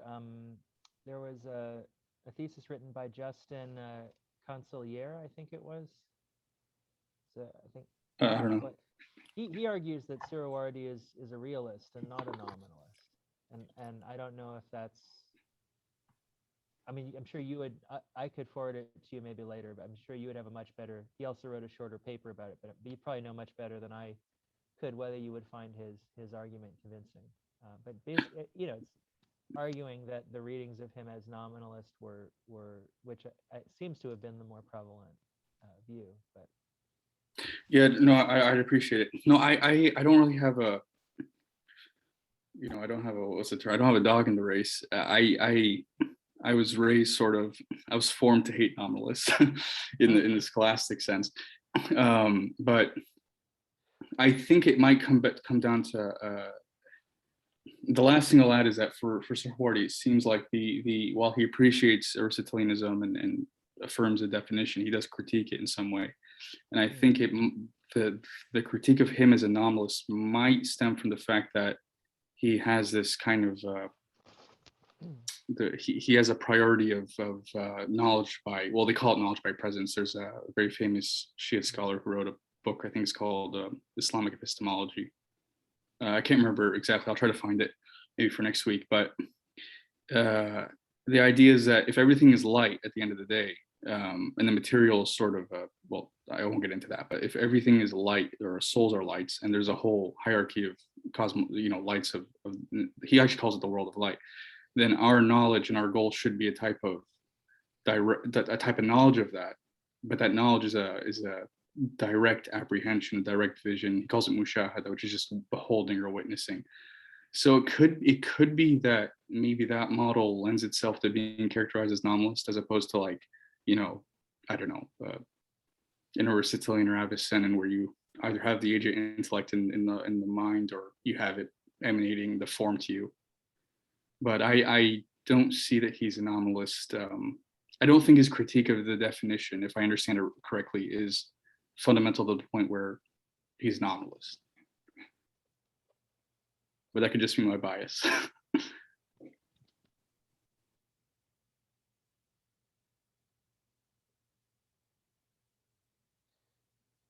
there's also a way that if I understand him correctly, I think and of course Mullah Sadra, aside from Ibn Arabi and Avicenna and others, I mean, Suhrawardi, of course, was very important for him, and I think his way of talking about being or existence really, essentially the degrees of being, or the modulations. Its nature is that of there's a way that being and intelligence are, I don't want to say they're synonymous per se, but there is. Thanks for joining us, Jacob. Glad you could make it. Looking forward to discussing this more with you in the future. Have a good one. But well, and this too. This is another. I think you'd enjoy Eric Pearl, because he, right, that being and knowledge, right. He says that there's this quotation. The same is for glad, and yeah, I'm glad you could make it too, and hope that you'll be able to. Yeah. So you can see we've just grazed the surface. But sorry, could I ask? Pearl wrote Theophany. Is that correct? That's right. Yeah. Okay, that's on Dionysus. I think that's the only thing I read by him. Yes, and he also his thesis was on Maximus the Confessor, and also so he looked also at Gregory of Nyssa and Origen and he wrote this really wonderful introduction to metaphysics text, where he just kind of looks at the whole tradition from Parmenides. He starts with Parmenides, actually, all the way through Aquinas, not because he thinks Aquinas is the exemplar or is the culmination of the metaphysical tradition. Not at all. Actually, he finds contra a lot of Thomists. He thinks that it's all already there at the inception in many ways. No, sorry, I don't mean to cut you off, but I study with Dominicans, and they're very, very kind, people, and they take their traditions very seriously. And I was kind of directed into this whole thing through a well, he wasn't Dominican, but a Catholic professor. And he told me that, he said that, you know, when I studied with them, they, for lack of a better term, Neo-Thomism is rife. I mean, whenever we did, we probably read more secondary literature on, we had a class on kind of traditional psychology, on metaphysics, and, you know, we got to a point where we're reading texts on, it was just I mean, it's borderline blasphemous. And I'm the only non-Catholic, but non-Christian there. But how DNA could be an explanation for a substantial form. Maybe it's my ignorance of modern science, but I couldn't really follow the argument at all. But yet I was surprised by how militantly anti-Platonist they were. They didn't care that I was Muslim. They just, I had one teacher who I said something, it was about imagination as a faculty. And he sort of looked at me, nodded, he said, yeah, well, that'd be something that Plato would say, as if that was sufficient rebuttal. You know, no, I don't want to, you know, I got a lot out of them, but they were big into phenomenology, which is a unknown world to me. I'm not attacking it, but I was surprised, you know, but the professor I did study this with, he told me, he said, look, if you look at the citations in the Summa, I think it's the Bible, he said, then Augustine, and then it's Dionysius. Or, you know, Dionysius is very much up there. And it was his opinion that the East, and he's a, you know, devoted Catholic, but he said it's in his opinion, it's the Eastern Orthodox, at least certain strands of them, were able to hold on to that aspect of Christianity, which he believed was, you know, truer to, I guess, I don't know, doctrine or the reality of the faith. But yeah, that one was that was a surprise to me to see at that school. But they really, you know, they don't like Plato at all, and they don't like introducing any sort of Neoplatonism into their approach. Well, I mean, you can't really run away from it, but absolutely. And as you've probably encountered, there are such you know, divisions within, you know, different streams of Thomism, right? Like, you know, there are what are called Aristotelian Thomists, right? Or sometimes they're called welcome, Muhammad. Good to see you. Thank you so much. Great. I think we're getting some background noise probably. If you could just mute yourself when you're not talking, thank you. Yeah. So the River Forest Thomists, or the Laval School, I think it is. Right. They stick really closely to Aristotle. Right. You've got Augustinian Thomists, right, who stress, as it sounds, right, they stress kind of that what's often thought of as more Platonic dimension, specifically insofar as, right, Augustine and Augustinians like Bonaventure, and, you know, but who, by the way, the Franciscans and Bonaventure in his day, they had this book called the Summa Hellensis, which was infused very strongly with Avicenna.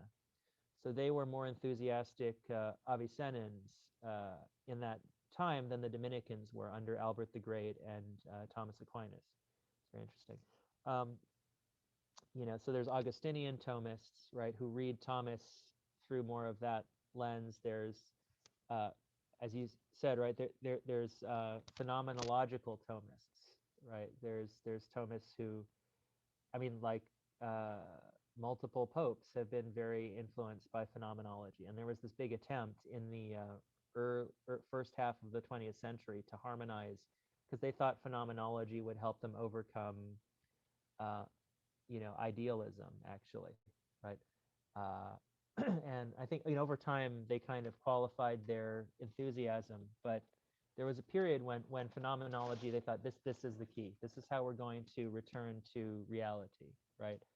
To get beyond sort of either you know, at this point, right, not a subjective but an objective kind of Hegelian or post-Hegelian idealism. They thought phenomenology is going to be the thing that you know, to the things themselves, right?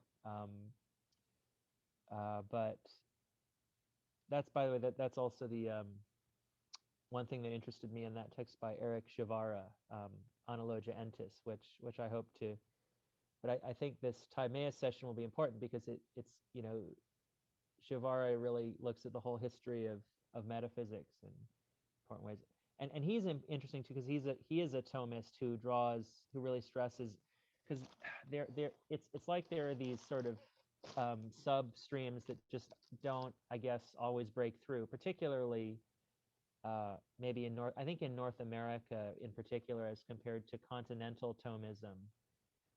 They're more right. They're not as open to that Platonic dimension. Whereas, like in France, there are certain schools of Thomists who are very enthusiastic about the Platonic aspect, and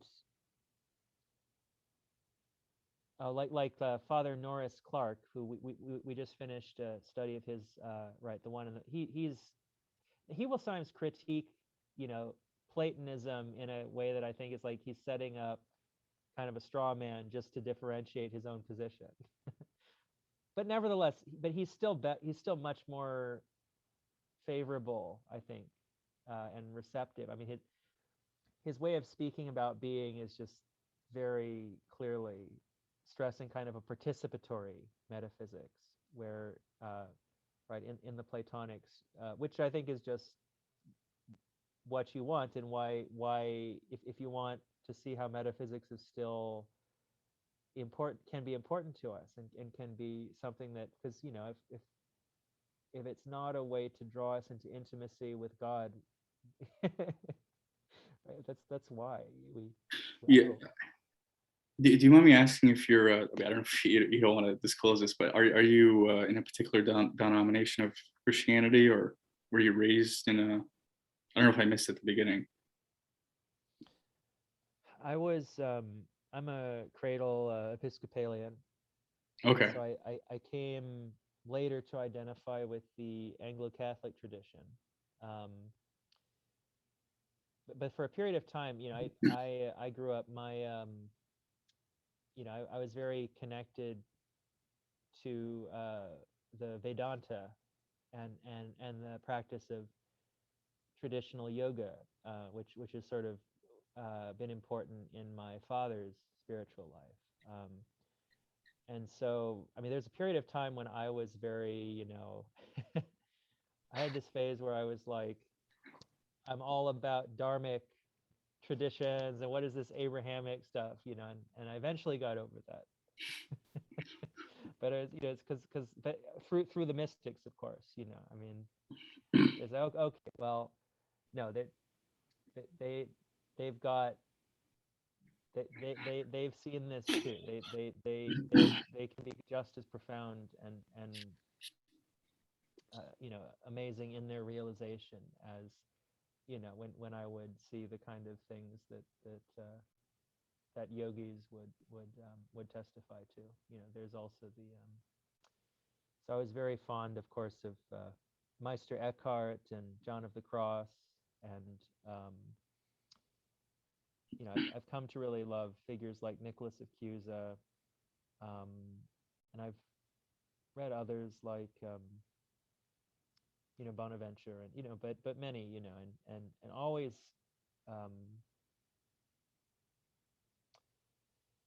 but I also continued to deepen my engagement with Indian tradition. So I read about Advaita Vedanta, and also the school of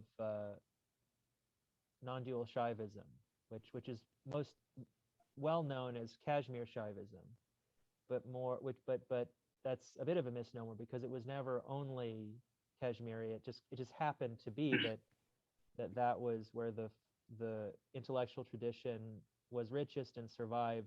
Kind of that's the some of the greatest figures happened to be Kashmiri, but it was really kind of a pan-Indian tradition of which you find, roughly speaking, in Kashmir, that's where the intellectual gnosis and kind of the really the most high scholastic, really kind of in that sense, that in South India you have the liturgical tradition best preserved, kind of the practice of like in actually that's a whole story. I won't go into that, but there's a way that the Advaita Vedanta of South Indian Brahmins came to be infused with the kind of because of their practice of Tantra in the sense that it was derived from the Shaiva tradition. They attributed certain texts to Shankara, of course, that scholars now say no, there's no way. but so like that's where you get in, like he would speak in terms of Maya is the Shakti of Brahman, right? Maya is not just illusion, but rather this radiance of the divine, the effulgence of the divine play and manifestation, right? So where previously you would see that more in characterizations of like, say, Shiva, but here Brahman and Maya is seen in that way, kind of in ways, of course, that parallel in the Islamic tradition. The veils, right, of light and darkness, right, where because I think for Shankara it's really just like it's more just focusing on in a sense liberating people from this predicament, and so he's not going to focus on the intrinsically beauty or interest of the manifestation, where it's whereas I think in the other way of seeing it, right, like for the Shaivas it's like well, if God is real, then his manifestation is real, right? Insofar as it's his, and it all manifests him. So that kind of perspective does get assimilated even into Advaita Vedanta in some later schools. And then in the west of India, they had certain yogic practices that survived, and that kind of informed. My father had a guru who had some connection to sort of advanced yogic practice, and then in Bengal, in the east of India, the Bengalis are known for their bizarre antinomian practices, but they kept Shaivism weird, shall we say? And they're also, of course, they're very prone to the feminine, the Shakti, right, as their figure. So I kind of had that on my radar, and then and I'm sorry, and I may as well, I don't have anything to be cagey about here. I studied the Tibetan Buddhist tradition. I particularly, I would say, along the lines of the Nyingma and Kagyu schools, which are distinct from the Dalai Lama is the Gelug school, which is sort of dominant, and then these are older schools that sort of have been relegated to a politically less central position, but still respected, and they really emphasize kind of the innate potential one has for realization, for what they would think of in terms of Buddhahood, in ways that, I would draw parallels to the fitra in Islam, right? Or in the Christian tradition, you find, particularly in figures like not only Meister Eckhart, but there's sort of this spark of divinity. So thanks for joining us, Omar. Glad you could make it.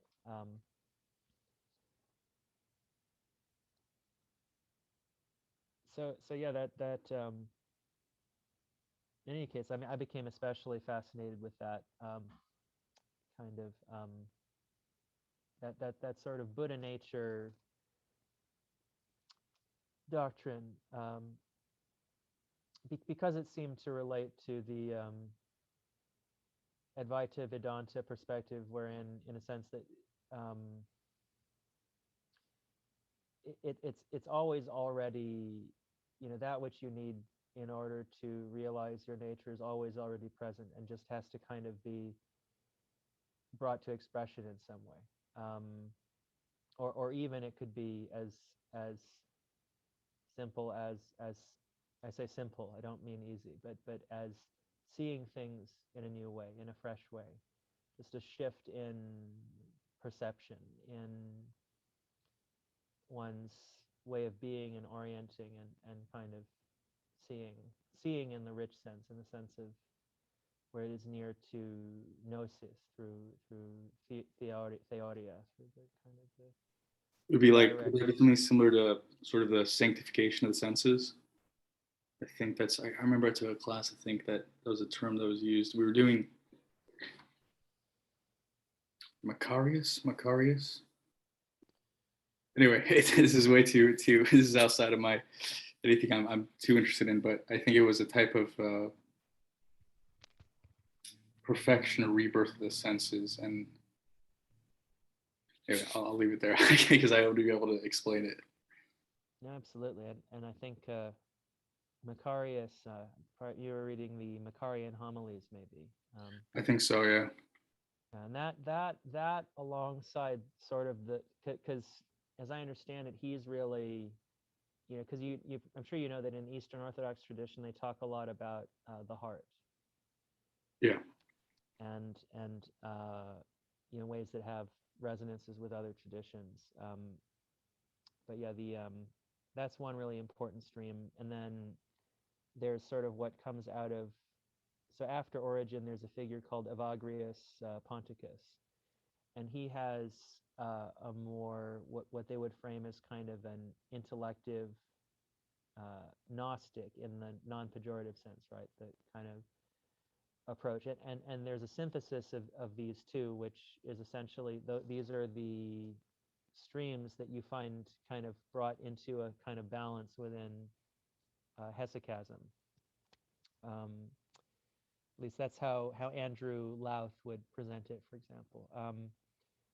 So I mean, as you can see, right, I became interested in Eastern Christianity too, right, because I mean, there seems to be less of a divide between, it's like in Western Christianity, there's a need to remind oneself that the liturgy is about entering into an intimate communion that is tasted, but both in a, not only physically, right, but kind of there's the encounter,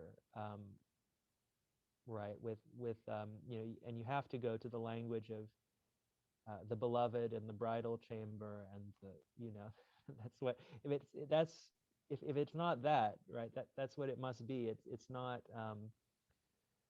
so stressing that seems to be something that I think comes very well. I don't want to romanticize too much, right? I mean, that obviously there are people who in every tradition where they're kind of just right, it's just kind of inertia or like just that draws people, but nevertheless there's always that potentiality to kind of awaken that dimension in people and draw them into, or I guess ecstasy out of a sort of the ecstasy of man towards God and of God towards man, if we can speak of God in ecstasy. Right? Can God right? If that's a coherent, which reminds me of the metaphysics of flow, which I really hope to get into, right? Because like that's really key. And you see that in Eckhart, but you also see that already in Albert the Great, Thomas Aquinas's teacher, right? And that's very influential on the subsequent tradition, and it partially that metaphysics of flow comes from a book you might have heard of. I can't remember the Arabic title, but it's the Liber de Causis, which is Yeah. I always get these mixed up, but that's Proclus, right? Or sections of Proclus, or yeah, no, was it? I always get, because I get that mixed up with the Plato, the theology of Aristotle. or no, is that the theology of Aristotle? There's two books, I think. There's a collection of Plotinus, which in modern Arab academia is called the Arabic Plotinus. And there's, I think, sections of Proclus, but as far as I know, it wasn't all that. I think the Liber de Causis had more of a, in its Latin version, had more of an influence on the scholastic West than it did in the Muslim world, but I could be wrong. Anyway, I didn't mean to cut you off, but this flow comes from that. Yes, and kind of the flow and boiling. I think ebullition, I think is ebullicio is maybe the way, but which you find much kind of in Eckhart, of course, but also in other people in the German Dominicans like Tauler and Suso and the author of the Theologica Germanica, I think. But it's partial. Albert the Great. People, and as an aside, more Thomists should read Albert, right?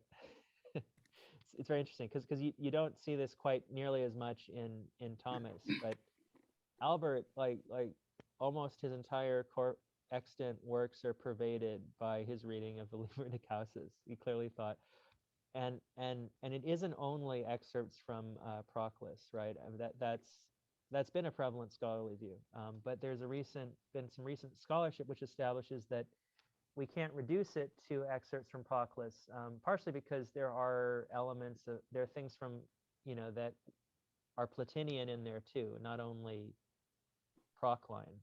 Okay. But there are also things that keep things in Proclus that aren't in the Liber, which actually make it more attractive to or less problematic for monotheists.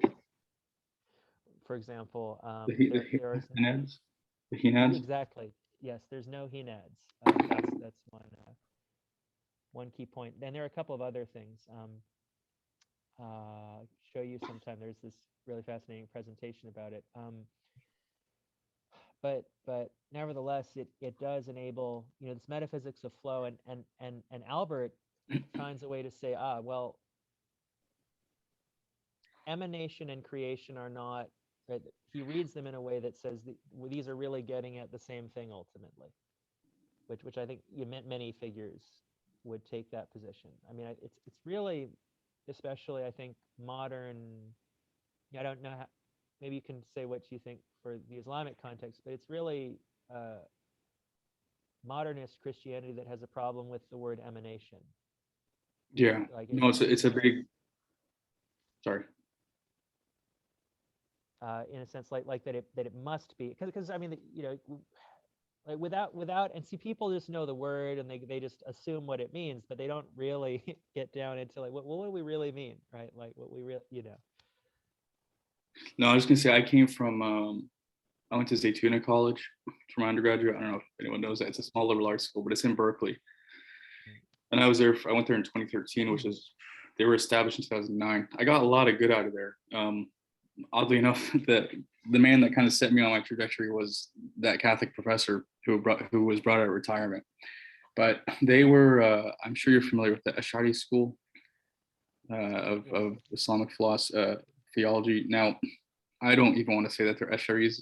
They kind of contend that they are, because I haven't read enough of. I mean, I don't want to give them a bad rep, because they did do quite a bit for me, and they're actually a lot better now, a couple years on. But at first, I mean, I was sort of taught, I don't want to say indoctrinated, because that, I don't want to take like a modern twist at it. I think a good amount of indoctrination is necessary as a fundamental basis. But we basically did a type of just divine voluntaristic occasionalism, atomism, the kind of start-stop creation, destruction of atoms. And along with that seems to go a type of divine command ethics, and there was another aspect. Well, I've seen them called nominalists, but I really don't know. These terms are quite dubious when they're applied like this. But the thing is, all to say that I wasn't really given an introduction to any sort of standard Ash'ari text.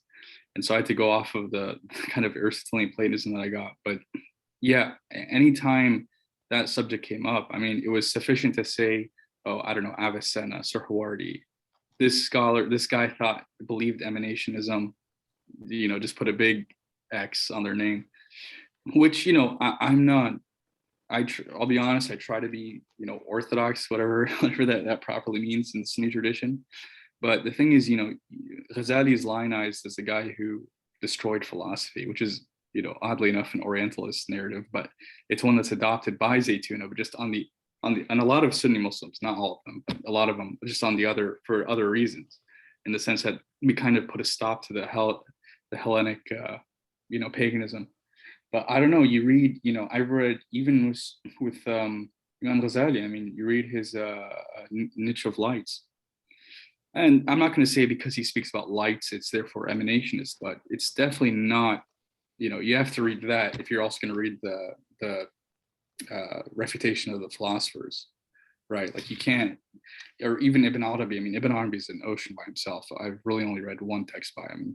I don't know what to do with him, but something like Suhrawardi, I would say, I mean, it's questionable what he really was, what allegiances he had, but he considered himself a Muslim. And, a lot of these guys had no problem with, I don't know, maybe this is too much of a reduction, but I think that where the Ash'ari sort of Kalam theologians today, contemporary, go wrong,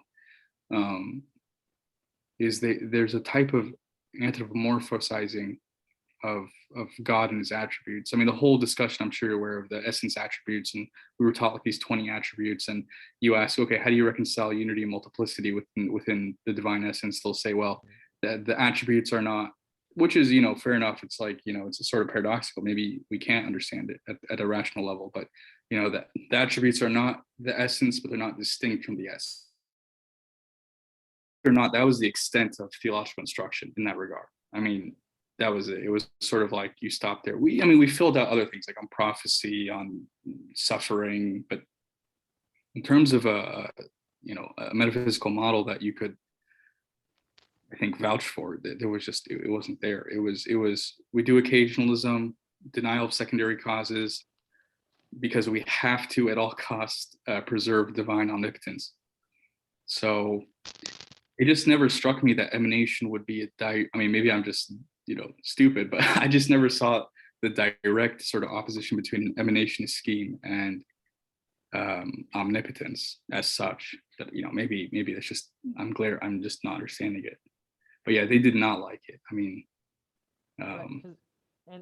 it's tricky because like only the very crudest, and I don't think you to be hard pressed. I think it's something that comes out of polemics or kind of a genre of maybe heresiology or something, right? Which has to kind of create a straw man that it can, right? Or I guess Don Quixote jousting with the windmill, right? Yeah. That's what this genre always does.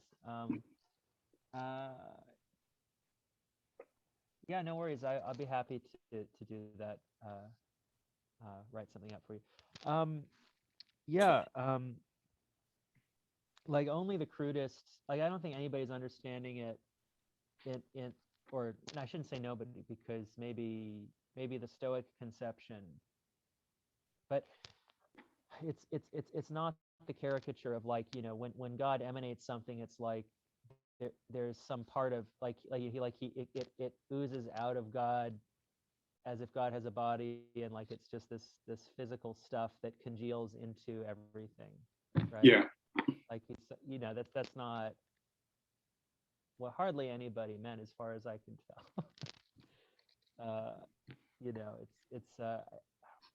It's a deficiency of imagination. It's a deficiency of like what did the text say?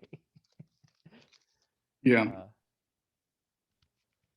But I mean, you can use emanate in a figurative way, right? Too, like it, that where does this right? Where does this message emanate from? Right? It emanated from the top, right? Yeah. Right, and it's also not so. There's also the kind of like there are different ways to think of it, right? Like I see a problem with if you think the first cause is just at the top of the hierarchy only, and then because God can't have a genus. God can't be just one in that, right? Just the highest sort of being there is. Because wait. So he's like in the universe. So logically say no. So he must be greater than the universe, right? Yeah. So from that, right, you have to say like, well, if is he set? So then is he separate from the universe? Well, right, if he's separate from it, right, you can see maybe like where that becomes a problem if you want to say that, well, it's just, which unfortunately I think this is a distressingly common way of people to think about it, like, you know, there's the universe and it's all, he just made it and he made it go and it's like it's over there, it's great, it's doing its thing, and then he kind of like intervenes, you know, like from beyond it. He's not, as opposed to he's always intimately involved, which is, by the, that is one thing that at least occasionalism, I think, to give it credit, right, it's like there's one cause. Yeah, no, fair, no, look, yeah, I won't deny I think sentimental reasons not to be, I don't say I reject it, because that's, you know, I have respect for the tradition, but I think it was just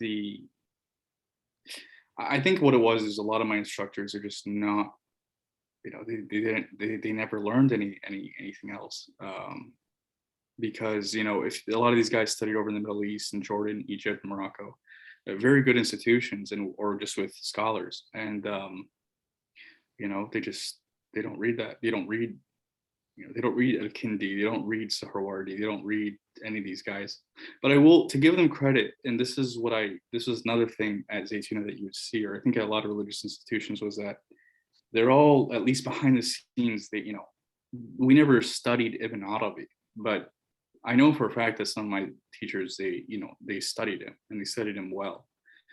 Now it could take a whole lifetime to study him, but I've had that, you know, people are always interested because they go to the school, you know, thinking, I want to become a Sufi. That's not what the school's like at all, but they maintain, I think, doctrines of Ibn Arabi in some way, or they know, they're aware of them. And interestingly enough, I've heard teachers say, oh, he was an Ash'ari, but or that a lot of, like, for example, they'll say Imam Ghazali was an Ash'ari, defender of Ash'arism, or at least sort of he protected orthodoxy from the philosophers. And then they'll kind of make an argument, and I don't know historically if this adds up, I just go off what, because I really studied this, but, you know, just a little bit of the reading I've done of Ibn Arabi, I mean, the story I seem to have gotten from them is that you maintain, I mean, they're not like the Averroists who have like the doctrine of philosophical truth and theological truth. I misunderstand that, but there's no type of like parallel contradictions they maintain. But it's really, I think they do believe in a type of initiation of some sort. And the frustrating thing was, you know, they would keep saying you got to read the introductory text then move up, but, you know, we weren't really given all that much. So it's really, it's cloudy to me what these people actually maintain. But if you just go by the kind of things that are put out there, or even things that you see on YouTube a lot of times, if they have any sort of philosophical aptitude or interest, it's usually this type of Ash'arism. And I don't know, it just it's not my cup of tea from my limited interactions with it. I mean, for example, I don't mean to ramble on here, but like Suhrawardi, unfortunately, he's kind of considered, maybe he was, people say he was a Ismaili, people say, you know, but in any case, he wasn't vanilla, I think, to any theological school. That's, you know, he has a series of texts that I was just reading like 2 weeks ago. There are a series of invocations to the planetary lights intelligences that you're, you know, I guess supposed to do. But he's maintained in the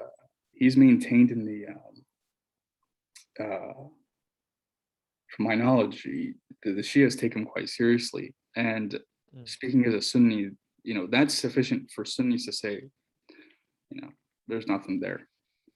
And I don't, you know, I think Sunni scholarship has a lot to be said for it, not in the modern world, I don't think. But yeah, it's just sad. I mean, I remember one, so I don't mean to badmouth my school, but I remember one teacher just stuck with me because, you know, the Dominican or the Catholic professor, I mean, he's a dedicated Thomist, straight shooter, but he really thought that Dionysus and Neoplatonists were the key to understanding these things. And when I was there, I had one student ask about Avicenna to one of our teachers, and the teacher said, "Oh, he was reported to drink." And of course, we can't drink. And that was enough. That was sufficient rebuttal. I mean, that was just, okay, we don't read Avicenna. So, but he was also, as I understand, he was wasn't he giving legal decisions when he was like a teenager? He's not a he was a trained jurist and oh yeah, no, I mean, and, you go to the Middle East yeah. today, and I'm sure in parts of the Indo-Pakistani Muslim world, anywhere in the Muslim world, all the pharmacies, all the hospitals, I mean, his standing as a physician alone, I mean, puts him above many people. So let alone his metaphysics. But I've had people tell me that, I had one student when I was finishing up my master's, my thesis. I mean, he like wanted to fight over Sahawardi, and I just asked the kid. I asked him, "Have you read him?" And he said, "No, I haven't." And so I entertained a lot of his things, and I wasn't being humble. I was being honest. Like I've only been reading this guy for like 4 or 5 months. But there's a wall there, you know what I mean?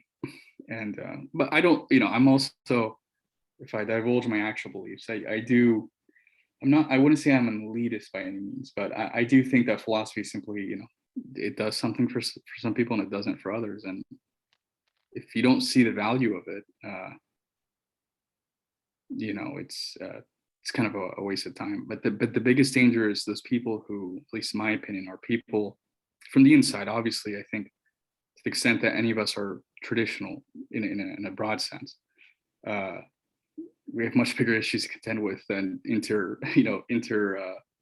doctrinal squabbles. Nevertheless, I think it's the people that scare me the most are the kind of able so-called theologians who turn their guns not against the monoworld or materialism, they turn them against these kind of really dead philosophical traditions. I mean, you could argue Suhrawardi may be still alive in Iran, but for all intents and purposes, there's no Avicennan school or academy that's running. Right. So anyway, I could lament about it many times over, but I kind of just grew with thick skin because it's, reading any of these guys, Christian, pagan, Muslim, for an hour is a lot more useful than getting accused of heresy by people who can't define terms. So you can imagine. So I will disclaim any kind of expertise at all, but I've been attracted to and interested in the Sufi tradition and Islamic tradition through that since high school, and then subsequently the Shia tradition in particular, as kind of having preserved in living as a living school, right? Certain things that it's not that previously it wasn't only in Shiism that you had things like this at all, right? But just for various reasons, it came to be that in Shiism it survived. Sorry, things like a serious Sufi approach, mystical approach.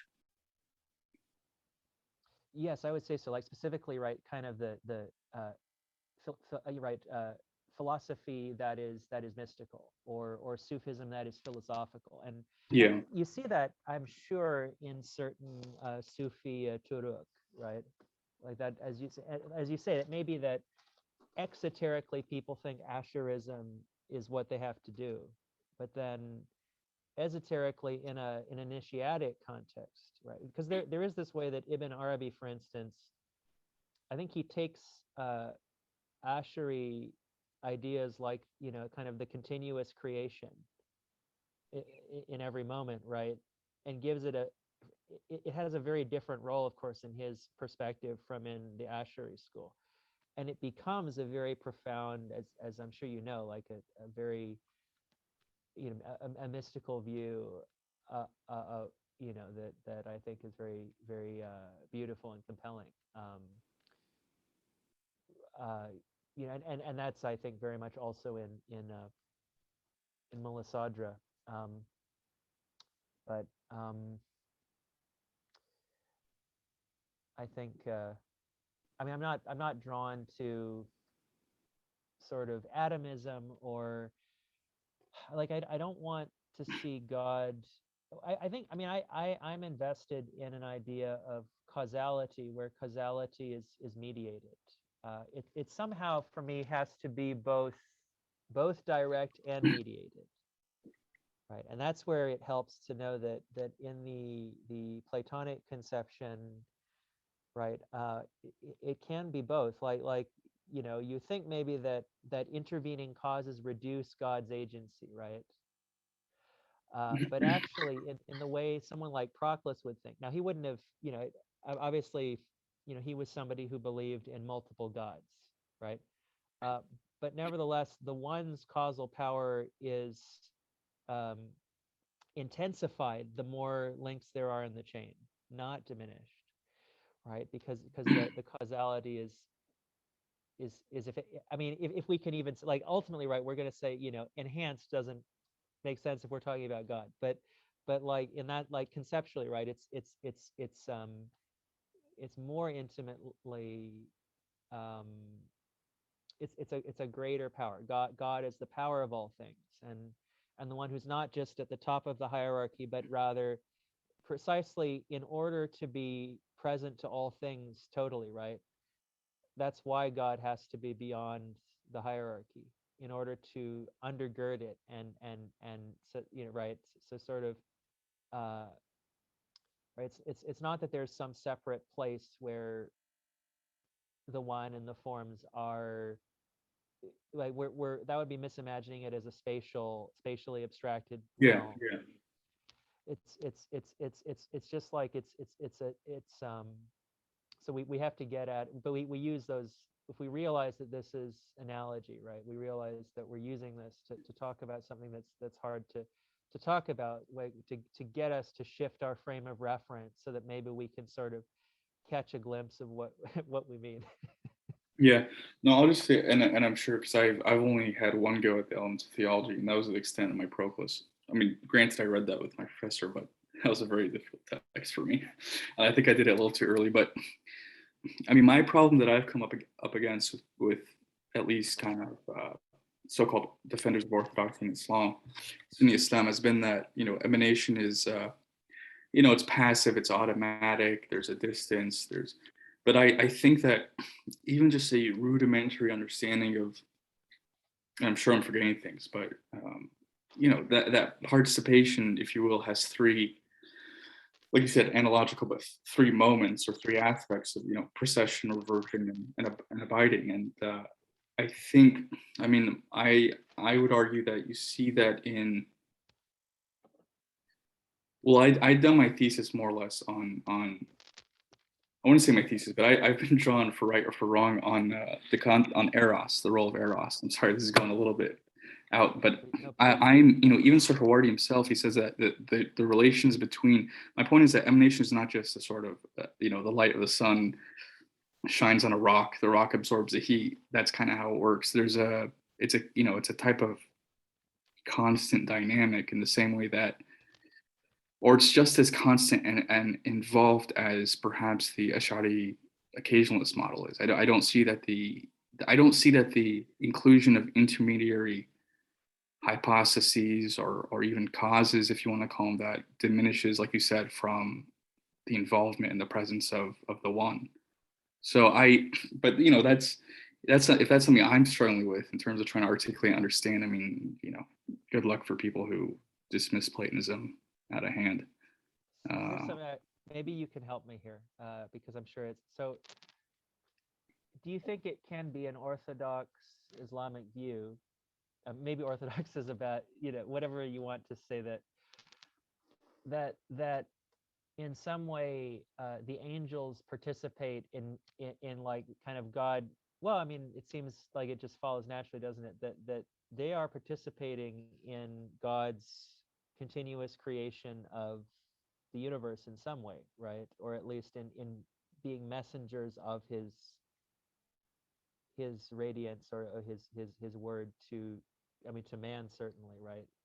But I don't know how you would think it, like that there are these other numinous beings who, in that sense, obviously not in and of themselves, right? They can never vie with him as if they were other. They're not. Mm. They can't be associates in that way. They can't be. See, I don't like see because you say they can't be partners, but you mean they can't be on the same level with him, right? They have to be. Of course, they everything that all their power is from him. There's nobody, right? I Yeah. mean that. But how can what would be the best way to kind of articulate that, do you think, within kind of an Islamic framework? I don't know, my friend. I mean, I should. This is a disclaimer that's obvious. I'm not a scholar. I'm never gonna, don the cap of being a religious scholar. But I do that because I think it actually, it has a lot of responsibility. So that being said, I do think maybe one reason that Ash'arism is I don't know. The easy answer would be no. I don't think they have a role in creation as such, but I think providentially you can maybe squeeze it in there. Although I'm not defining my terms, so I think the closest that I've seen, because in terms of Islamic theology philosophy, I had my basic instruction as Zaytuna. I dabbled in Avicenna. I did some Sirhawardi, if I'm just honest, in terms of what I feel comfortable with. Sirhawardi, I think you'll definitely find it because he, in many places, calls the forms or the lords of the species. He seems to identify them with either the angels of the Quran. He even defines them, and I really know very little about Zoroastrianism, but there's definitely some. I think it's like the 7 aspects, or there are some. Korban has a good section on it. I can't remember what text. I'll try to find it, but he draws parallels between what he calls angelic intelligences of Zoroastrianism with the angels of and the forms of Sirhawardi. And so there's a series of correspondences, but if you unravel that thread, in another place Sirhawardi says that there's a lord of water, there's a lord of trees, there's a lord of animals. So if those are angels, then it seems like they would have some part to play in terms of maybe emanating the lights to each species. But maybe another hint would be in the Quran you have, that Korban. The other thing is even in the Quran, I mean, you seem to have stories where the angels are given either particular tasks delegated by God, it would seem. The angel of death, the angel of blowing the horn. But yeah, I don't know if anyone else here knows, because I don't pretend to know an answer to that. But I think you'd be hard pressed to give them anything radically different from example secondary causes as apparent secondary causes, like the fire that burns. It would just be maybe at a higher level, but it would still be I wouldn't say an illusion, but I don't know. I don't think you could. I think you'd be hard pressed, but I that's not something I've really read about all that much. I'm just you're making me want to go back to Ibn Arabi, because there's well, anyway, I mean, because there's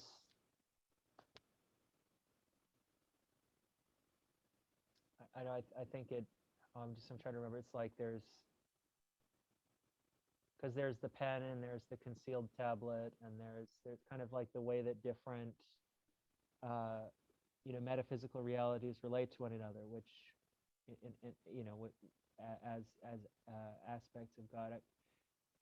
I'll remember it later, but there's some way from God, from the one, there's sort of a first procession, which then mediates the rest of his manifestation. But I'm not going to talk. Come back to that.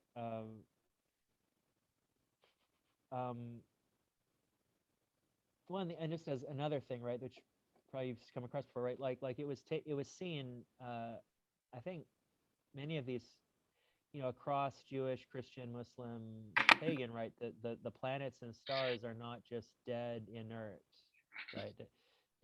They are intelligences, right? So in that sense, like, and they're often thought of as angelic intelligences, right? And in practical terms, right? I mean, people did accept. I think it was widely like there is at least some degree of influence, right? Mhm. Like in that sense, like, I mean, and even today, the moon and the tides, right? But sort of there's some kind of causality where now we all, I think, they want to avoid determinism, right? The problem would be, or also like planetolatry, right? It's like it's as long as you understand that that it's not that thing in a sense, like it doesn't override your moral obligations or your obligation to worship God, right? It doesn't, it can't substitute, but it can. But nevertheless, there is a real effect that you can understand and to some degree come to grips with, right? And like how is it, and that's natural, but I don't think it's like this. It's not this realm of pure nature that's separate from the divine. In which that's a very modern conception that wants to like it. Natural causality has to be a subset of divine causality. Even you want to, but I think and people don't want to think of it as like these. You don't want to see it as somehow infernal, or demonic, or one thing I love, by the way, about the Islamic tradition is it's much easier to find people saying that it's not just angels and demons. There's the jinn who are kind of ambiguous, kind of like that. Well, I was going to say, you're talking about planetolatry, and the living being stars. You're kind of a hop, skip, and a jump away from animism or other forms of magic, with everything being living or everything having its own soul, maybe, right? And that's probably what these kind of scholars are trying to avoid, going from there being one to there being everything, being right, spiritual. Definitely. It reminds me too of, there's this fascinating book which uses actually the concept of magic. I think mainly just to kind of, because he wrote this book about theories of magic. It's this Australian scholar, but partially I think because just to kind of trigger that, because some people who would be like, magic, like that's a load of crap, but he's like, he does a theory of it where he says one of them is the animist theory of magic, right? Where it's like nature has this, it's like the magic is just hers, and it's in her, it's in the things themselves, right? Just kind of like it all has a spirit, it all has and the Platonic or Neoplatonic view affirms that as far as it goes, right? But rather it's the source is beyond, right, these things, right? The source is precisely the transcendent, right? That kind of it, and in these things. Well, and so this is exactly how, I'm not sure like I can logically relate these things, but so you're talking about these different schools of Islam and how the difference of occasionalism versus emanation. Are there mediators, are there second causes? And this is actually my journey from Calvinism to Catholicism actually feels similar, because Calvinism has a similar God where God is maybe a personal unit who directly moves things, right? It's his will that moves X, Y, or Z, right? And it was in my reading of Hart and now Tillich that point to a God who is God beyond God, God who is the ground of being. And in that sense, with God as the ground of being, you have, to me, a lot of the issues that were caused with having hierarchies of wills or like rivalries of minds or of persons, if God is the base or ground of being, then a lot of those conflicts kind of disappear. Like I'd have a common thing to hear in Christian circles is, do you believe in free will, or do you believe in the, Calvinist, Arminian, debate? But as soon as I read Hart, and then till like that question was meaningless to me, because you would, if God is being in some real sense, if God is truly the one, why would my will ever conflict with his will? Because my will exists because his will exists. Like if it's like your basis foundation as opposed to like metaphysical foundation as opposed to rational willed cause, I started losing conflict there. There was no conflict for me. And so that to me, same concept of having multiple minds sounds like having multiple causes or multiple mediators, right? The fact that I can exist and God can exist is the same way that God as the one can exist, but there can be maybe demiurge, an angel, a saint, some other spiritual, metaphysical, I guess, I don't know, package, if you want to call it, or something else that moves the same existence, the same oneness through creation, through its diversity. Yes, and I think one thing good to say, and we'll come to a passage in the Timaeus where he does get into a way like it's like the demiurge proceeds from the Father, and then the Father, and then the demiurge, and then there are other divinities who kind of are delegated from the craftsman, the demiurge. Mm-hmm. So there's this kind of, already you see, which will be, I guess, systematized more in subsequent figures, or, but it has that kind of causal mediation.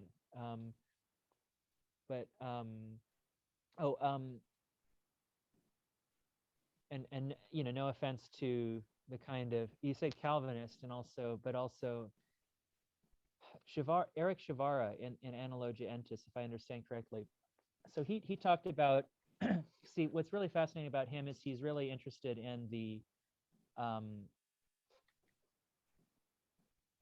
it's like all metaphysics oscillates between extremes for him, right? And really it's kind of that middle in some way, like which is not just like to the mean, but there's some way that the extreme polarities are held in a dynamic tension that propels things forward. So for him, it's like, so an example, like he says pantheism is one extreme, right? And in pantheism, God is brought down among creatures, right? That you lose the transcendent. It's just an immanentist, right? And then he says, but the other side would be theopanism, right? Which he actually gives Lutheranism. He says Lutheranism has theopanist tendency, right? Where in a sense, and see, that's tricky because there are so many ways. I think there's a way to understand this that is valid and that is actually very beautiful and kind of has a, but can you define what he means by theopanist? God is all, right? So like in a sense, like as opposed to in all, maybe. Yeah. So instead of bringing God down to the creatures, you almost like the creatures are effaced in God, where their being is almost not real in some way. Like they're just like a thin film over what's really God all along. Right, which sounds also like some caricatures of pantheism, but it's you see how it's meant to be related, but it's an inversion. And actually that sounds like Tillichian, like Paul Tillich. He was a liberal Lutheran, and his God beyond God kind of like he wants to claim he's like supporting the Christian faith or rationalizing the Christian faith, but whenever he makes that jump, to the God beyond God, you're like, wait a minute, why did you even talk about anything Christian before that? If this is your true faith, if this is your true, the true God beyond the Christian God. it's that Lutheran connection there made sense. Yeah, the pan. And scholars of that era, by the way, would often, I think it's arguably you could see the Asherite construal of God as theopanist in that sense, but you'd have to think that through and see whether that really holds. I saw a really good account, by the way, of a scholar. I'm not sure if maybe Ratib, but it is he's called Özgür Koça, I think it is. He did a study of occasionalism, of Ashri occasionalism, as well as who's the who's that really influential Turkish philosopher in Islam? Do you kind of know the rough time period? Early 1900s. He was an Ash'ari, but he adapted it to deal with Sayyid Nusri, I think it is. Is it Nusri or Nusri? Yeah. So he actually did a thesis on him, but then he subsequently, he's not himself an occasionalist. What he says is that the most robust alternative to that is precisely a kind of participatory metaphysics, which you find in Avicenna, but then really flourishes in Suhrawardi, Ibn Arabi, and Mullah Sadra. And he says that this is also even its implication in terms of society, in terms of like, if you, for free will, for example, or, and how that, because it is a problem, like how one secures free will, in a sense, like if ultimately it is always God who causes everything only, right? Then how are we morally responsible? And I'm sure you could. How do you think? How have you seen people deal with that? Like, well, Ash'aris? Not just Ash'aris, but you can talk about that if you want to. It's like it leads to the implication that like, hasn't God made me? He's formed me as like a good person or a bad person, and not even in a way that has an essence, right? But like it's his habits, it's his wants, like I think WONTS, right? Like it's in a sense he's every day in a different condition or something. I don't know. It's like, and so I just receive that. I just I'm probably in that view, right? Like I think I'm doing this, right? You think you throw, but you do not throw, right? Yeah. These gestures are this is God moving me like a marionette. Is that right? Or Well, I'm a determinist. No, I'm just kidding. I mean, no. No, I mean, maybe this is the easy way out, but I was sufficiently, this is not a response, it's just my personal quirk, I suppose. I was sufficiently put off from these sorts of discussions like theodicy, and free will and God's knowledge of particulars. Because I think the way, and this is not, a reflection, this is not an answer, it's almost an excuse. The way that they were approached were sort of piecemeal. These are kind of separate issues. These are the hot topics in theology, and we need to understand them. Now, what I got out of, to be honest with you, I wouldn't even know how to give a really robust account of the will in Platonism, for that matter. But I would say that the presentation I was given for so-called Ash'arism or classical Islamic thought would be that I'm sure you've heard of the, acquisition kesb, right? That basically there seems to be some sort of system where in this atomistic, flip book, if you will, mechanic, God creates not only obviously our existence and our, physical features, but our faculties. And so he creates in every moment our will and our power, which are potencies. And he also creates the means for us to, at least let's just talk about physical actions, to, raise the cup. But there's in some ways, he creates the locus, which are those powers of will and, will and power. So will, in the way they would define it, would be to decide or to, or I think they call it determination, to determine an action, and then powers, I guess, executing the action. But that he creates those at every moment. And when the activity, the actualization of our will and power, I guess there's two stages, if you will: the actualization in the soul of determination and attempting to bring forth. That corresponds with God's will in the real world, or in the world of manifestation, in actualizing what we will and what we try to do. So it's the way it was described to me is that there's sort of will and power are the two loci that are created by God at every moment, but then in that locus, our souls, we have some freedom to determine. And so if we, for example, that's why they're actually, in some literature, I wouldn't call it Sufi, but there's even some pretty abstruse discussions, or it would strike, I think, a modern person is kind of odd. But there are discussions, for example, if I will to do some sin, am I liable for that determination to sin? Now, the majority position, because this would be just untenable as a religion, would be no. It's, in terms of law, you're only liable for what you actually enact. But I think the Ash'aris, from what I can see, maintain a type, but they try to maintain at least the appearance. I know that this is where it lies. This is the tricky part, but they try to maintain free will in this meeting of this correspondence between how we determine our will and if God basically permits us to enact it. So sorry, I know it's not a good answer. I don't fully understand it's quite a difficult subject, obviously. Ibn Arabi, for what it's worth, in the Fusus al-Hikam, the Bezels of Wisdom, I think he says, and granted that's only one text, but it's one of the most famous, and there are many commentaries on that text.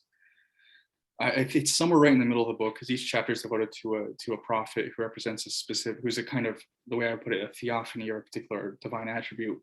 And it's right in the middle. I can't remember if it was Moses or Abraham, but there was one of the prophets that's associated with, and he says that, he just straight up says that we're not going to talk about qada and qadar, which are, that's so, translated as determination and fate sometimes, but he just says we're not going to, he says we can't discuss this. We've discussed this in our Meccan revelations. And he says something like, we've discussed it in figurative language because that's the only way we can describe it. So I don't know. I know from the way that Ash'arism can be perceived, it kind of comes off as deterministic. But I think that's why they, at least the modern representatives of that school, they really, they're all firm in saying, no, we have it. Now the most, but this is why I was frustrated there, because just like I would get this kind of dubious answer, oh, the attributes are not the essence are not the attributes. Or they're not distinct, but they're not the same. When it came to free will, the dead end was, we have the sensation or the experience of free will, and that in itself is sufficient for being accountable on the day of judgment. And that was sort of, that's end of discussion. So sorry, I led you down a dark alley, but I don't know what to make of it. No, Chris, that is it is very interesting. And of course, certain obviously this account wasn't satisfactory to certain other figures or schools, and I don't know if I need to ask you about like Maturides, who are slightly different, right? Well, I wouldn't be able to really tell you all the differences. I would add though, just because I just remembered, there is in some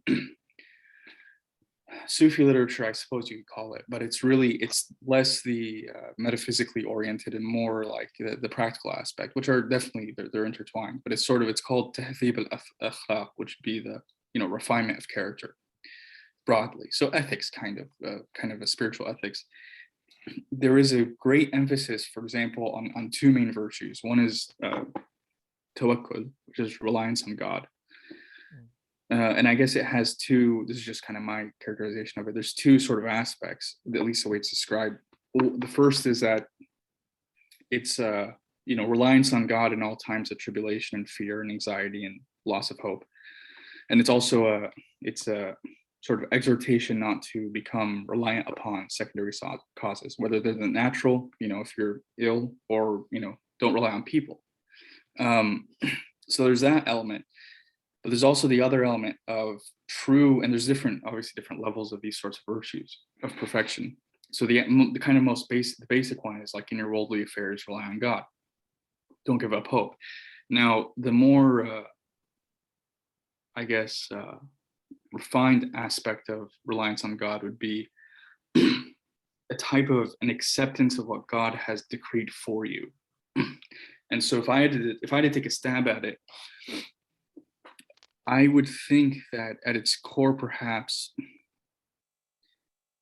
free will maybe is it's a misrepresentation of the topic, or maybe that's not the case, but I would focus on a different issue. It should be, there's a type of freedom, it seems, which I don't think anybody really denies, because this is the fundamental basis of Muslim kafir, believer, non-believer.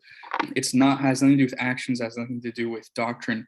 It's which are manifestations of that, but it comes down to really an ability to accept the decree of God or rejection. And of course, Satan freely rejected, it would seem.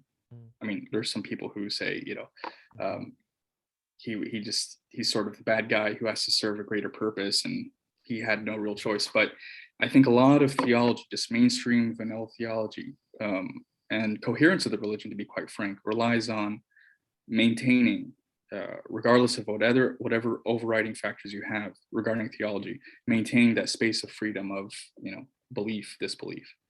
And then, of course, I think if you can have a proper conceptualization of that, which I don't pretend that I have yet, but I think that's the core aspect, that just iman, reaching a yaqeen, a certainty of belief in God.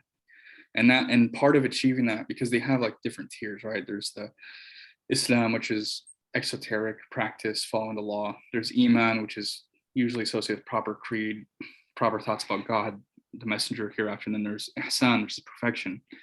And to reach that level, I mean, those are very lofty heights, but the people that we know, or we can assume were part of that group, in their writings, and you'll even hear it, to be fair to kind of mainstream Islam, but you'll hear this in every mosque you go to, just this kind of key assertion that, rely on God, trust in him. And I think it's part of, and you see that, I think that has to be, in one way or another, voluntary, because I just don't know on what other basis your judgment day makes sense, at least the way that it's painted for us. Like, because you hear stories, like, for example, there's a hadith or a story of a woman who, I think she was a prostitute or something, and she was some horrible person all her life, and on the face of it, destined for hell. And I think she was the Prophet was with his companions, and she came and she gave water to a thirsty dog or something. And I think she was, there was a drought or something, or food. And, the people kind of, I think the Prophet, and I could be wrong, so, forgive me for that, but the Prophet had something, he praised her, or he kind of nodded towards her, and somebody said, Prophet of God, how can you praise this woman who's, lowest of the low? And then he said, you never, something like, you don't know what it is that does it for you. She in this greatest time of need did this. So that's all to say, I'm not kind of like what's the term? I don't know if I get it right for the Protestants, but the sola, faith alone type of thing. But I think that's the kernel of it. That if you have that belief, then, and what I'm trying to say is that even if the actions and material aspects are determined, and it turns out this SRA model doesn't really hold water, I think they will all, even if they don't have a reason for it, they all are adamant that, okay, you know, the acceptance of the messages is one of you know, one of free will. So you do have a group. There is a group. They were quite radical early on. I think they're called the Jahmis. I could be wrong with their name because there were many groups but they were like in the first century or two after the Prophet, peace be upon him, died, and they were just radical predeterminists or determinists. I don't know that we have all that much literature on them. We know them basically through, like, you know, encyclopedic works talking about the different groups, but they died out, I mean, very quickly. And I think it was because they actually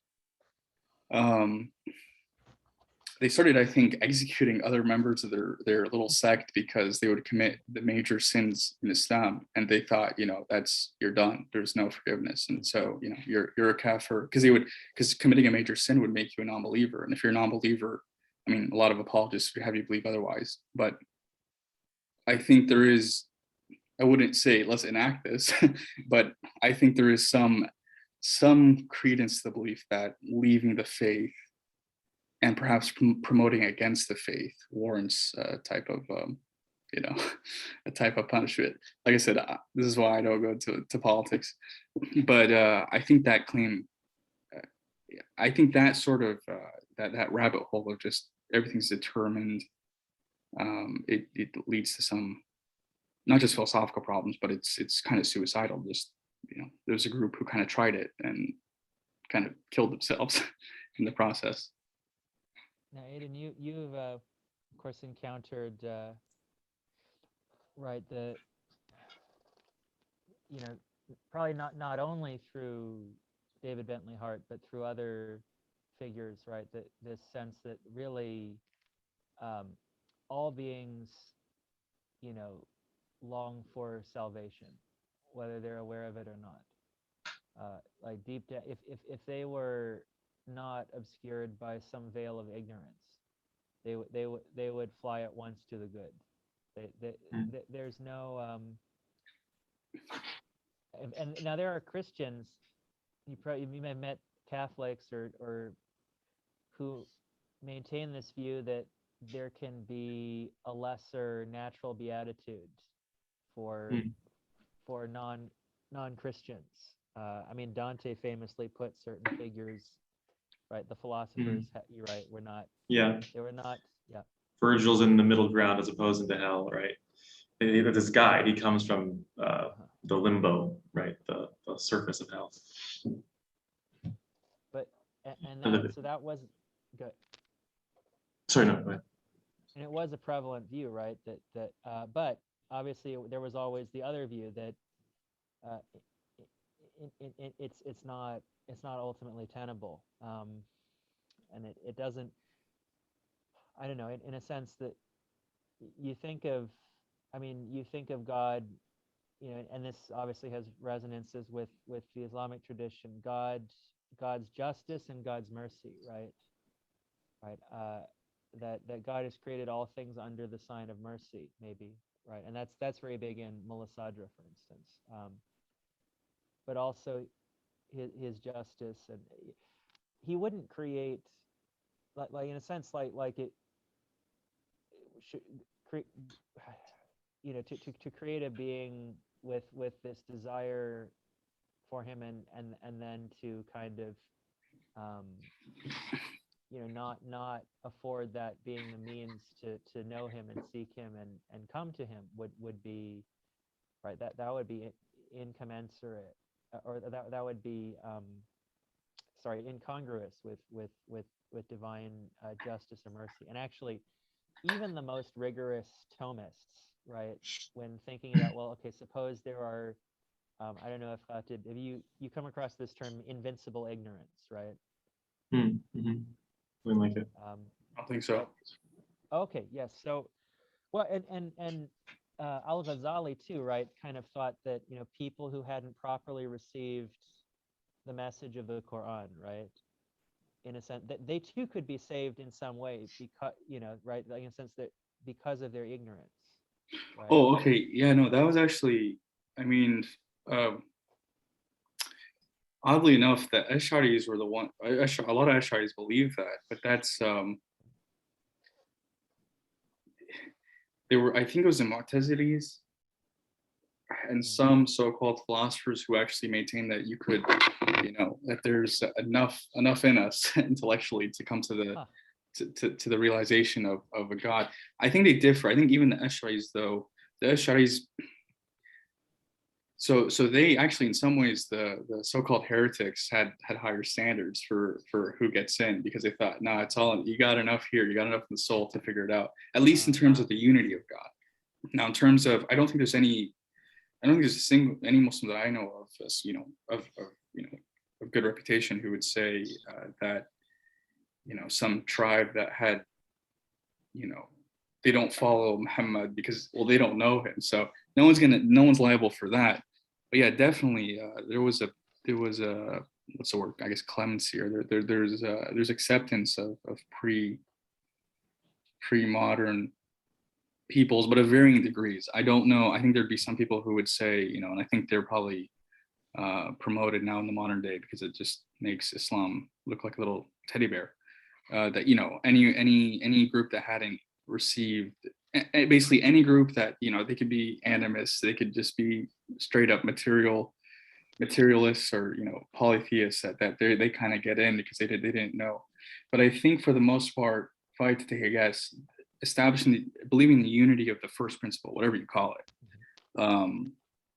that's a kind of non-negotiable, because I think Islam is militantly against a polytheism of some sort, maybe like a low vulgar polytheism. But yeah, with respect to the Prophet's message, I mean, obviously everyone before, they're sort of excused in some way, aside from maybe, well, I mean, if, for example, before Islam, you received the true message of Christianity, then you're probably not excused. But, if you reject it. But once Islam came, yeah, if you don't know about it, I mean, I've even heard scholars say that, like, post 9/11, if there's Americans that absolutely hate on Islam, we can't just sit there and call them kafar and, you guys don't believe, because of just how poorly understood it is. And I mean, I would, because there's maybe I'm showing my true colors now, but there's, for lack of a better term, sort of progressive, but I suppose it's clear in what I've said so far, sort of progressive takes in Islam were really quite, and I'm in academia now, so I see these people right and left, but I've always seen them. The things they come out with, the amount of kind of acrobatics they have to do on social issues and other things. Let's just take slavery, for example. I've heard people everywhere say, "Oh, slavery is just it's not in Islam, it's not there." I don't know, man. I mean, I believe you, I want to go on some crusade to find, or some jihad to find slaves, but you just gotta look at the historical reality. You gotta look at what's in the law.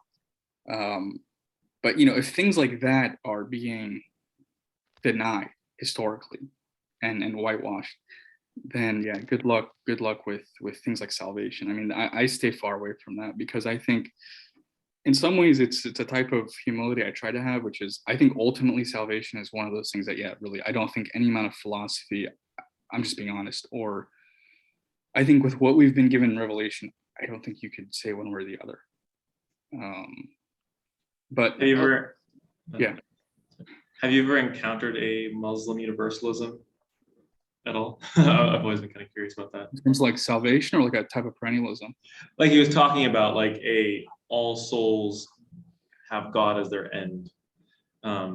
Is there that kind of thought in Islam?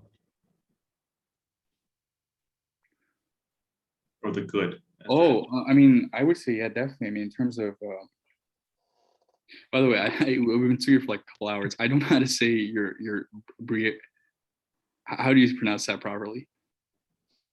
Your Briarius? Briarius.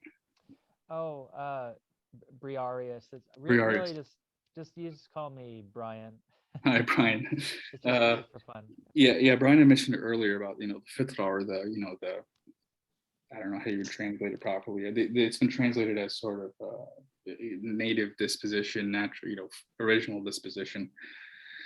But there's appeal to some sort of inner disposition of the human soul, which is universal. And so Sorry, I kind of forgot your question. You're saying that if all people, universalism in the sense that they all people seek God? Yeah, that's the argument of universalism, that God put in all humans to seek him, and God didn't create something that didn't work. I guess. But you're okay, yeah. So we I think most people would affirm that in Islam would affirm that the fitra, just that idea, it's not like, I mean, the Quran's not a book of doctrine per se. It's, I mean, I may be idiosyncratic views, but I don't think it's a book of law. I don't think it's a theology manual. But it has those aspects. But the fitra, the little we do know about it, I think everyone would agree that definitely all souls seek God in some way or the other.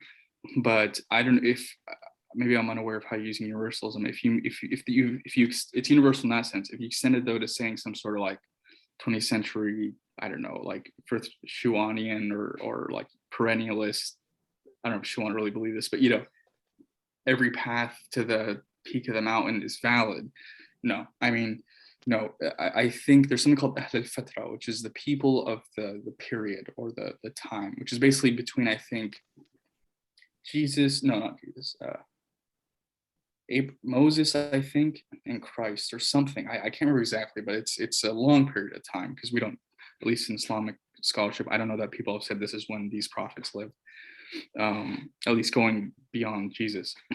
But there is a period of time where the general belief is there's a kind of forgiveness to all people, on the basis of theology, obviously not on the basis of maybe like, you know, serial killer, but generally. But once Islam was, the dispensation came down, previous dispensations are abrogated in theology and law for the most part.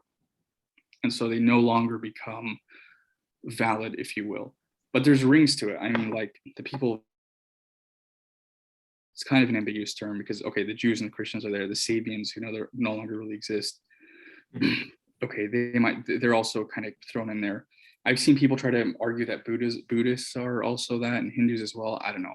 I've heard people use the Sabian as like a catch-all term for everyone who, like, since it's sometimes undefined, it's like a general term for people who aren't like basically everyone else. I've heard some scholars argue that. Like I said, this is not my Zoroastrians, right? Some people think Sabians could be Zoroastrians at least. Yeah, I think but they're also the Sabians of Haran. But I have to go double check because I could be wrong, because there's Seba and there's Sabi'in, but I think it's the Sabi'in who are these, the little we know about them. I think they're kind of affiliated with the Hermetic doctrines. Supposedly they were star worshippers, but I mean, that's like your Wikipedia take.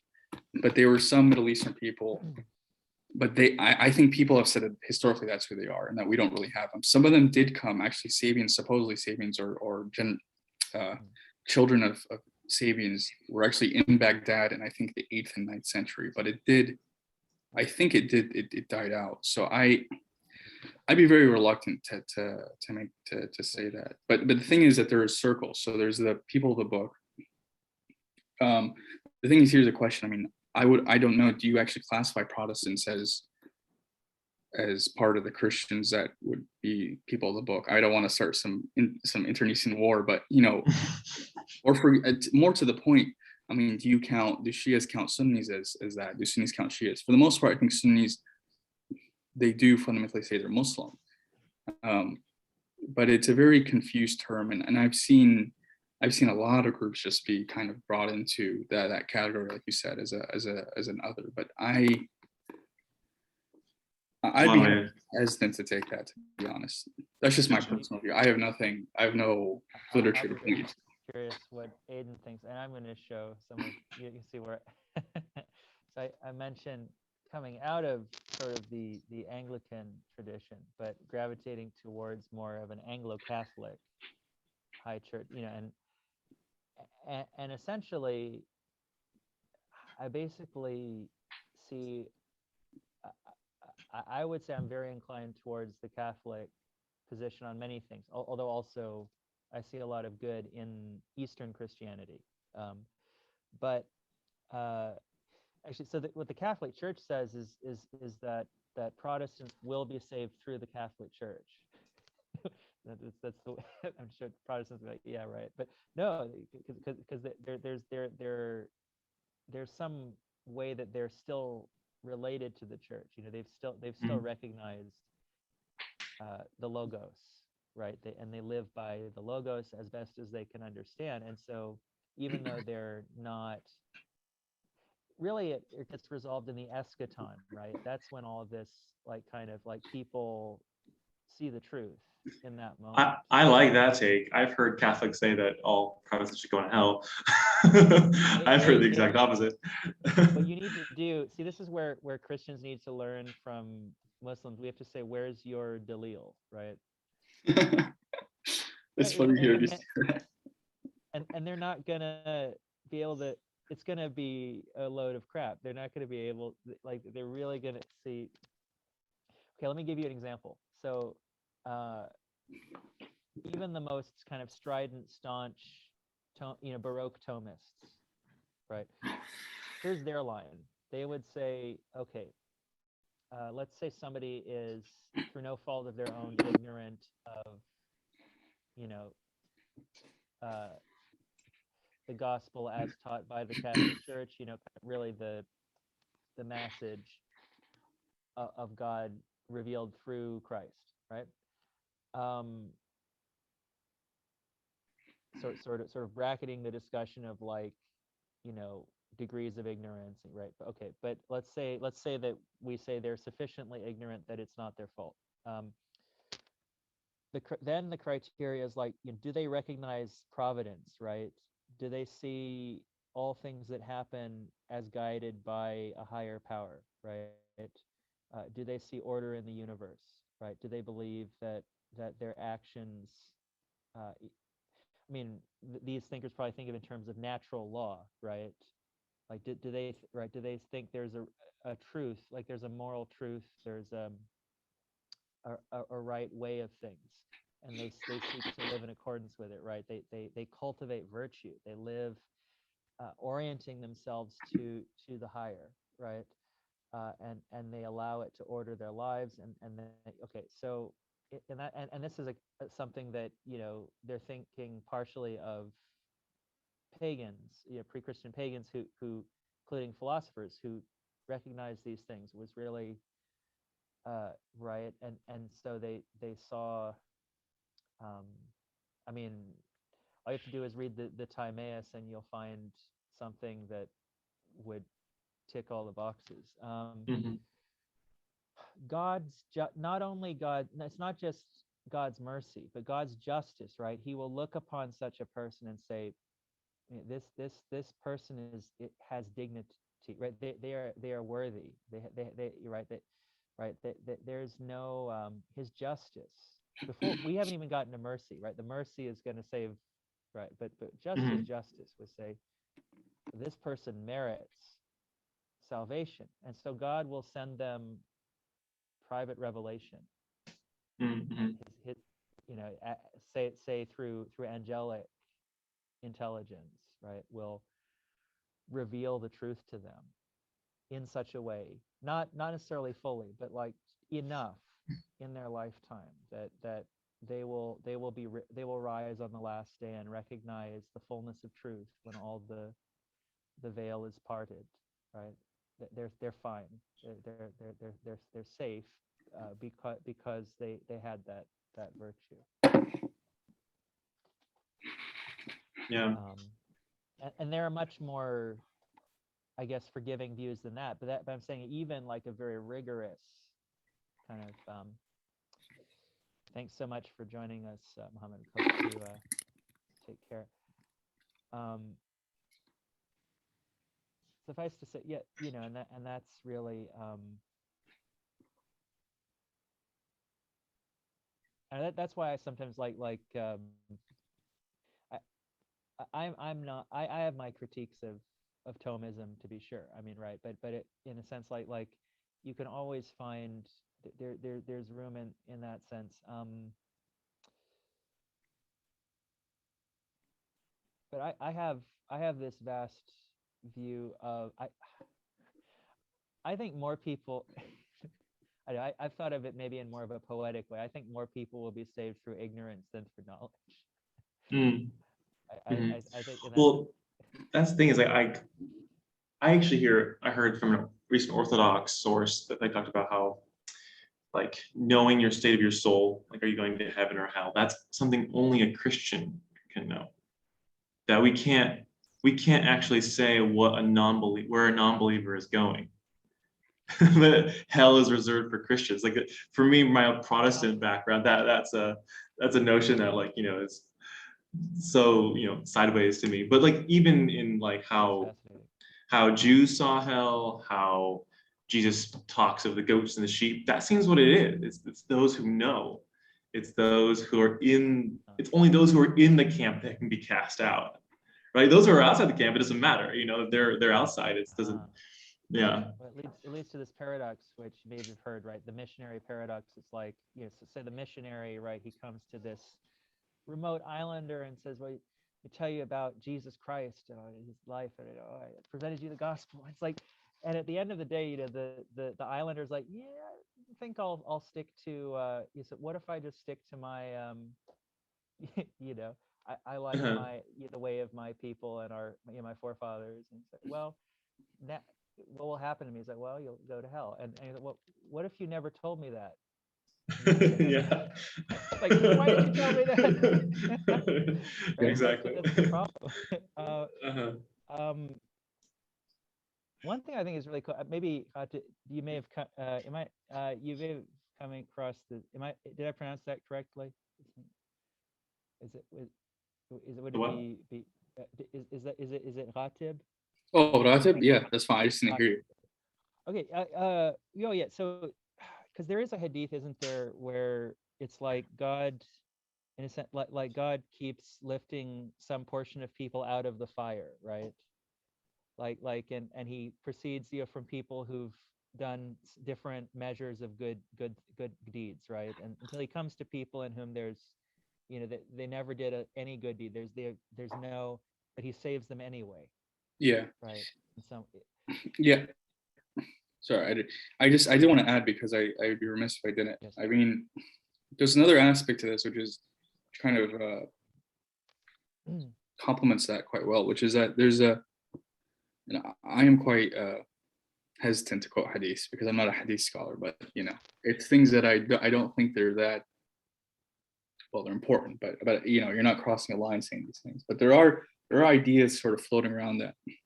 There's a hadith that's sort of like, and I'll try to look for it after we finish. Maybe I'll be able to share it with you next time or send you a link. But that there's a general belief that action alone will not get you in. In fact, well, I mean, to put it this way, in some ways, no one is really deserving of paradise on the basis of action or faith in any shape or form, whether you're the most virtuous Muslim or the most degenerate, polytheist. And so there is, I think, I'm sure you've heard of this, there's a debate, kind of secondary debate, but it does occur, which is there's two different terms in Arabic and they're hard to translate, but it's basically, can we make supplication to the prophet? Not to the prophet, because that's how it's kind of strawman, but it's basically you're making supplication to God. And this is a formula that's used quite a bit. It's basically, God, forgive me through the love for your prophet, right? And there's also a belief that the prophet on the Day of Judgment will be an intercessor. I don't know if that's the word, but he will be our sort of medium to God. And so God, in his mercy, will, and out of his love for his prophet, will forgive not just his nation, Muslims, but potentially all of humanity. And I think the hadith is quite long. It's it's like a dialogue, and it's like God will forgive some people, and then the prophet will say, God will ask him, are there any more people, miserable people of my creation who seek my mercy? And the prophet say, yes, there's this people and this people and this people, until theoretically all of them are saved. So in that sense, I mean, and this is where it gets a little bit not dangerous, but you see this, I think, a lot of the sentimental Muslims, or a lot of the academics, and a lot of the I'm not saying there's not good work done on Ibn Arabi or Rumi, but I'm sure you guys have seen this. Rumi sort of up there. They just take a little quote and it's like, oh, this is Islam. I've seen people say that they're Sufis, and I mean, look, my mom's a white convert. My dad's Syrian, but I mean, my mom's kind of an old school convert, but she was never one of the kind of like hippie sort of, oh, Islam is just a kind of even more foreign type of, Buddhism is sort of so last 20 years now we go to Islam and Sufism. But really, there's a lot of people, I've met people who say we're Sufis, we're not Muslim. And it's just, you just gotta laugh at them, to be honest. I'm not saying they're bad people, but it's just, it's mind boggling how they really take that seriously. In any case, there are ideas that, we should strive to live good lives here, strive to follow the Sharia, the way of the Prophet, the Sunnah. But that ultimately it's not in our hands, because there's no amount of perfection in this world that you can achieve, moral or otherwise, that will justify or that will merit heaven. And I don't think it's based on a type of like original sin type of thing. I don't know honestly what its base is, but you do get that sort of language in some Sufi works broadly. I'm sorry, I can't name one for you, but I've just heard. Assuming it's based on transcendence, as most are. There's transcendence, the already existing holiness of God. You can't meet that, right? I'm assuming. Yeah, or something like you wouldn't be able, because at the highest level of paradise. Because traditionally you'll see 7 levels. I mean, none of this is really from the Quran, but there's a difference between Jannah, which is the garden, and Firdaus, which is, paradise. It's just the, I guess, Arabicized version of it. And so in Jannah al-Firdaus, which is the highest rank, that's where you have the, I'm forgetting the term in Arabic, but it's basically a beatific vision. And so no one really merits that on the basis of them being a creature. You're right, it is about sort of, I guess, transcendence in some way. So this is all to say that you could be the best, tidiest Muslim, but that doesn't really ultimately mean anything. In terms of, that's, it doesn't assure your ticket to heaven. So, take that for what it is. There's another hadith which is actually quite interesting, which says that that heaven will be stuffed. It's the word is like stuffing in a pillow or something. It will be stuffed full of the Buddha, I think, which is it could be called, idiots. I mean, it could really mean idiots if you want to be derogatory, but it means like the simple-minded, the people who are just sort of run of the mill. And I think, I don't know if it's not a very strong hadith, to be honest, in terms of its veracity. And it, for all I know, it could be a fabrication to kind of keep the scholars on their toes. But I think there's something there in the sense that maybe that there's a link between that and the overriding mercy of God. The fact that, as you guys know, every chapter when you recite it, it's Bismillah ar-Rahman ar-Rahim, the most merciful, most compassionate. So that seems to be an overriding aspect. The Prophet himself is described as Rahmatan lil Alameen, a mercy to the world. So it's the world of jinn, the world of every aspect of reality. And then if you really want to go for it, there's this idea of the Muhammadan spirit, which I don't pretend to know all that much about. It's kind of floating around there. To me, it sounds kind of like the Logos, to be honest, the little I know about it, as a kind of intermediary, because and I think that the scriptural dalil, as you put it, that they bring forward for that is there's a hadith that says, I was created, I think, or I had existed, or something like that, when Adam was between water and clay. And that's the Prophet referring to himself. I don't know if it was created or existent or something, or it could have been I was with God, but it was, who knows what that means really, but the interpretation straightforward could be, or that before Adam was created, before God blew his spirit into him, the Muhammad existed in some way. I mean, who knows what to do with that? But it does sound like John. but the idea is that the Prophet himself seems to be kind of a locus, even once he cosmologically, but also historically, once he emerges, if you will, of divine mercy. And I'll just be honest, I'll be blunt too. I am like aesthetically repulsed more than anything else, more than intellectually or anything like that. Again, from so-called Sufism today. I mean, it just doesn't do it for me. I mean, I revere this stuff. I take this stuff very seriously, but maybe it's arrogance. I mean, I've been told it's arrogance, but I've seen what passes for Sufism, even kind of more sober forms of it. And I just, maybe I'm old school because I really think this is something, if you want to take it the next step, you need some sort of initiatic chain. And I just don't see that those are really, I mean, you have like the Bektashi order, you have groups in Turkey. I don't know. These are groups that have social media accounts where people can go take allegiance or bay'ah with the sheikh online. So, I mean, I don't know what that, that seems like a just kind of modern techno nightmare to me. And I just, I would stay away from that personally. Makes sense. Nevertheless, right, there is certainly, this is kind of an aside, right, but I mean, I know that in Shia tradition, sometimes, you don't necessarily have to join a tariqa to practice irfan, right? You do engage in, the methods of purification and there's a term a lot of people talk about, right, is tazkiyat an-nafs, right? I think it's very mainstream, but then obviously there are additional degrees of deepening into the practice of the virtues and prayer and kind of coming to forms of remembrance and which I guess for partially for historical political reasons became detached because the Sufi orders were obviously in competition with Islamic scholars in Shia Iran, for example,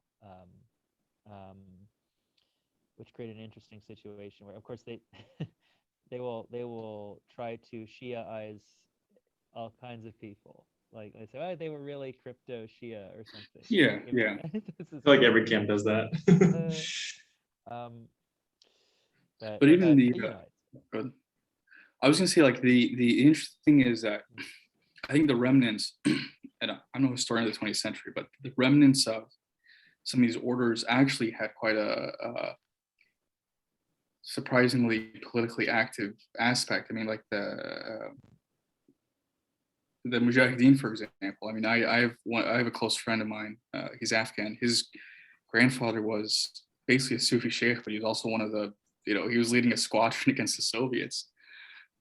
And a lot of those fighters that were fighting the Soviets were part of these groups. I mean, that's how, like, their battalions were there before war. They were their Sufi tariqas or around their sheikhs, or even in North Africa, against the French. I'm forgetting his name. Abdul Qadir. Yeah. Jazairi.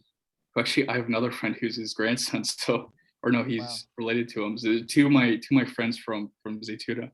And then I kind of looked at myself. I'm like, oh, I'm actually a direct descendant of on my mother's side of Edwin Sandys, who was one of the architects of the under Elizabeth the First. He actually, I'm sure you guys know more about this than I do. I just looked at a historical curiosity, but he was one of the guys who drafted I don't know if it's the dogma, but the core beliefs of the Anglican Church, which is just funny to me. And then he got exiled when Mary came in, and then he came back. But yeah, so I don't have. I guess I have to go further to find anybody of note. But in any case, these guys they're not. The other thing is, without sounding too much, I don't know, like a Evolian or Nietzschean or something like that, I do think there's something to be said for broadly the man of action. I don't think there can be a strict divide, or I don't think it's very accurate to say that, because nowadays all these Sufi groups, it's about sort of detachment from the world, and there has to be a sort of inner detachment, of course, but I don't think necessarily that means a clear division, a cutting off from participation in, well, even in political things. But I don't know. I'll just be blunt. I don't trust a lot of these groups based on what I've seen. And as Zaytuna, a lot of these Sheikh Hamza, these other guys, they're very sober-minded people, and I would trust them. But every other student wanted to be a murid, a spiritual disciple of these guys. And if the teacher looked at them a certain way, like winked or smiled in the direction, that's a sign that they've chosen them. And I just, maybe it's temperament. I just can't get into that. But There's let's say well, you may be familiar that Mullah Sadra critiques so-called Sufis. Not because he's anti-Sufi per se, of course. Actually, he's quite the contrary. But see, this is where he had to just engage in this. He criticized both people purporting to be Sufis, and he critiqued scholars who were anti-Sufi. yeah. Right. At the same, because he thought they both had missed the point. That or there's always been this thing, right? Like who was one of the great Sufis said before Sufism was a reality without a name, and now it is a name without a reality, right? I think There's always this internal critique that wants to, and there've always, it seems like there've always been people who kind of fell into some extreme where they weren't practicing in the right way, or but and far be it for me to kind of, I would probably be a little more optimistic, but that's only my disposition. But no, it may be that you've seen a lot of people who kind of seem not to be taking it seriously enough, or Yeah. No, do you mean, no, but by no means am to me, really, I was kind of critiquing the people or making fun of people who say that, oh, I'm Sufi, maybe not Muslim, but to me, I agree with them. I agree with them more than they know. It's just that, I do think that this so-called Sufi literature is the pinnacle. But unfortunately, I don't know if you guys have seen this, and maybe I'm overdoing it, but the type of the Sufism nowadays, for both the kind of the Saudi oil-backed Wahhabis, for even the Sunni down the street at my mosque in California, whoever it may be, Sufism has now come to be known as, the dervishes, the guys who sing, the guys who chant, the guys who are just obsessed with kind of ecstatic experiences of God, which is obviously not what it is truly. Even if those are real aspects of it, they're, I don't know, the external manifestations of some inner realization. But for example, Suhrawardi, he's been called a philosopher. Every encyclopedia, whatever you open up, usually, I'm sure there's people who would say that, who would have our morning ones. I'm sure there's people in Iran who I'm learning a little bit of Farsi, but it's not there yet. But I've seen him called a philosopher, and then he has a text called the Word of Sufism, and it's indistinguishable from some of the most mainstream so-called Sufi writers. And that's all to say that, I what would be appealing to me would be an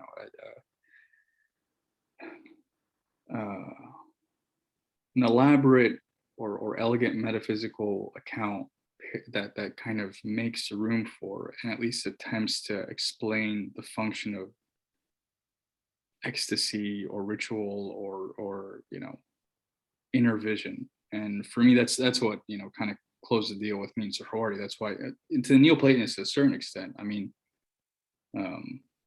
sure you probably know a lot more about the history of Platonism than I do, but to me, I wouldn't say. There's a practical aspect to it, right? There are rituals. There is some. It's. I don't know if you would call it a religion. It's definitely probably not the religion of like the people of the book, but it's more religion than it is not. At least I would hazard to say, in terms of. I think it occupies a place where, I don't make a very stark distinction between philosophy and religion, in the sense that philosophy, because of the modern way the discipline is structured, it's unfortunately many people who specialize in philosophy today, academically at least, right? They think, well, of course, why would this have any implications for how I live my life? It's like, Yeah, list everything. outside some self-help book based on the meditations or something. I mean, that's probably the most you'll get out of them. But no, I mean, so with me, for example, for Sukhawardhi, he's kind of obscure compared to, I mean, it's no joke to say that probably a lot more, even if you maybe think that you don't know all that much about Sukhawardhi. Just from my discussion with you, I mean, we've never spoken before. You know more than probably 99% of Muslims today. I'm serious. For example, I had not heard of him. I have not.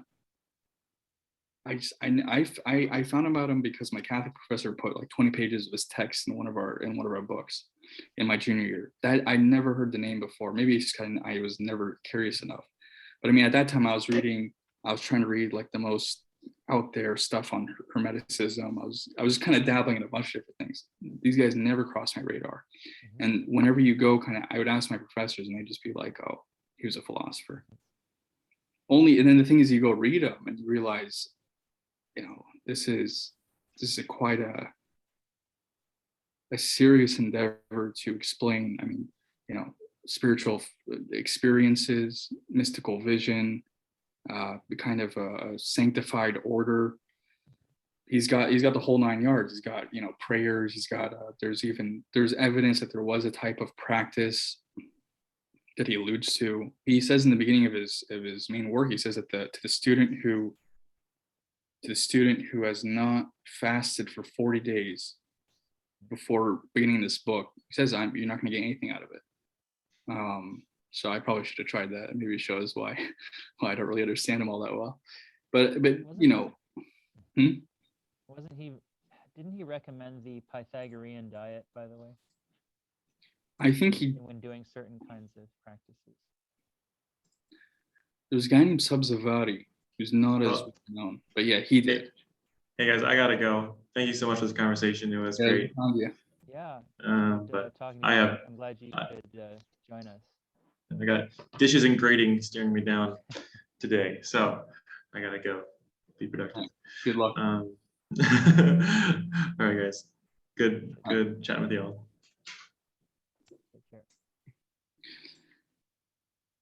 Hey, also, I don't want to take up your whole. I don't know what time zone you're in. I think you said it earlier, but I don't want to.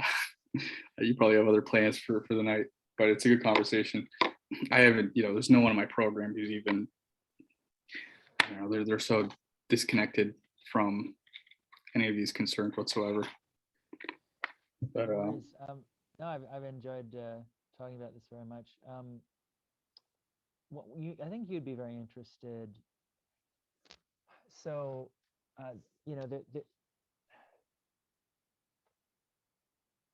going to oversimplify a bit. In the Neoplatonic tradition, right, you've got Plotinus, right, who has a more contemplative focus, which is to say, he's more optimistic in a sense. Like he thinks that,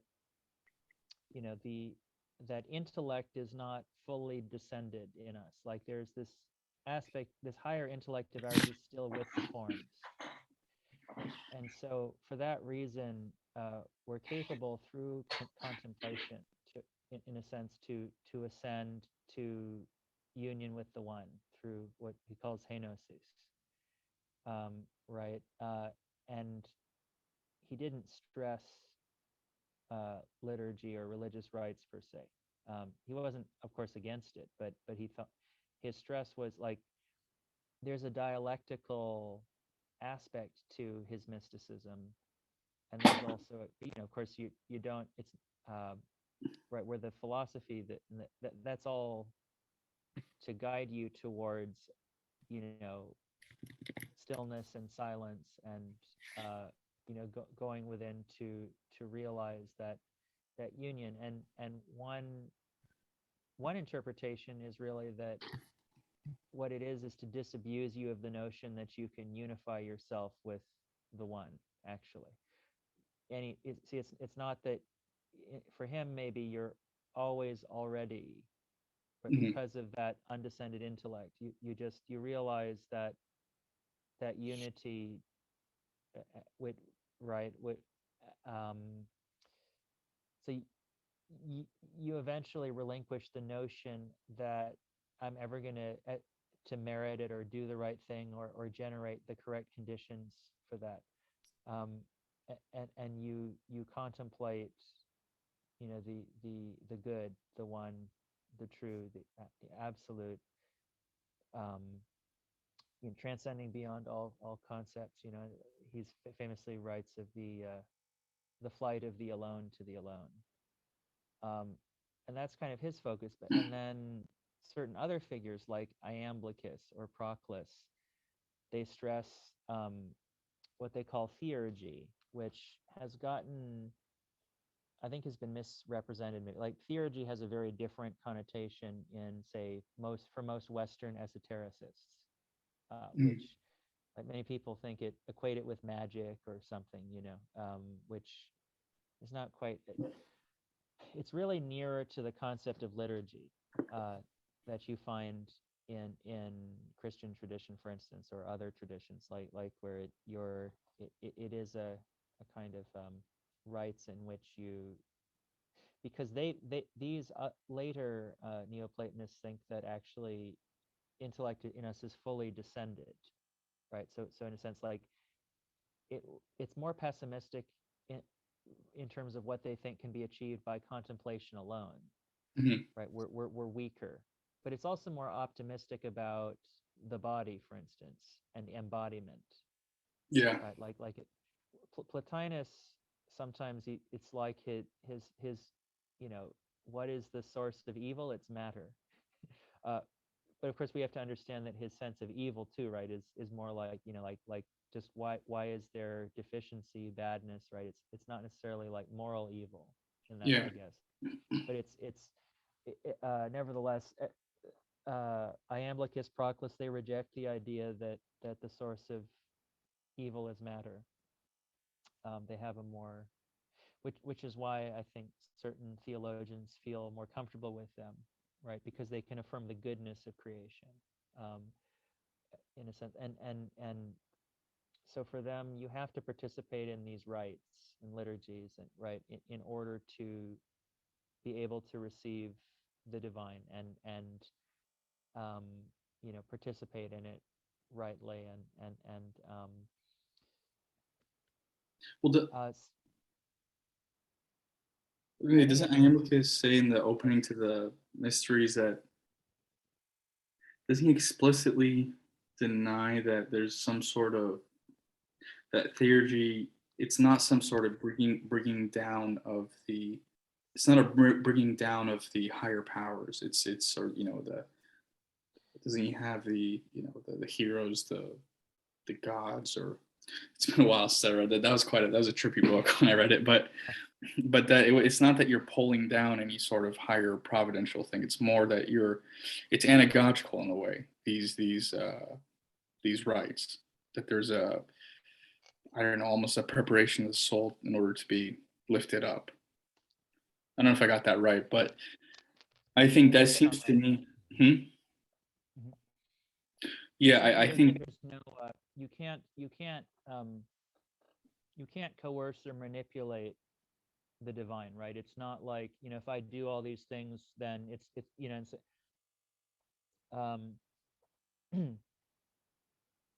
the gods are always already positively disposed towards us. Yeah. Right. They help us because they want to, not because we so anybody who says anybody who thinks that they can, like, by performing certain rituals, make cosmic powers do what they want, that's totally contrary to the Neoplatonic view. And also, don't you see that in Dionysus, like in the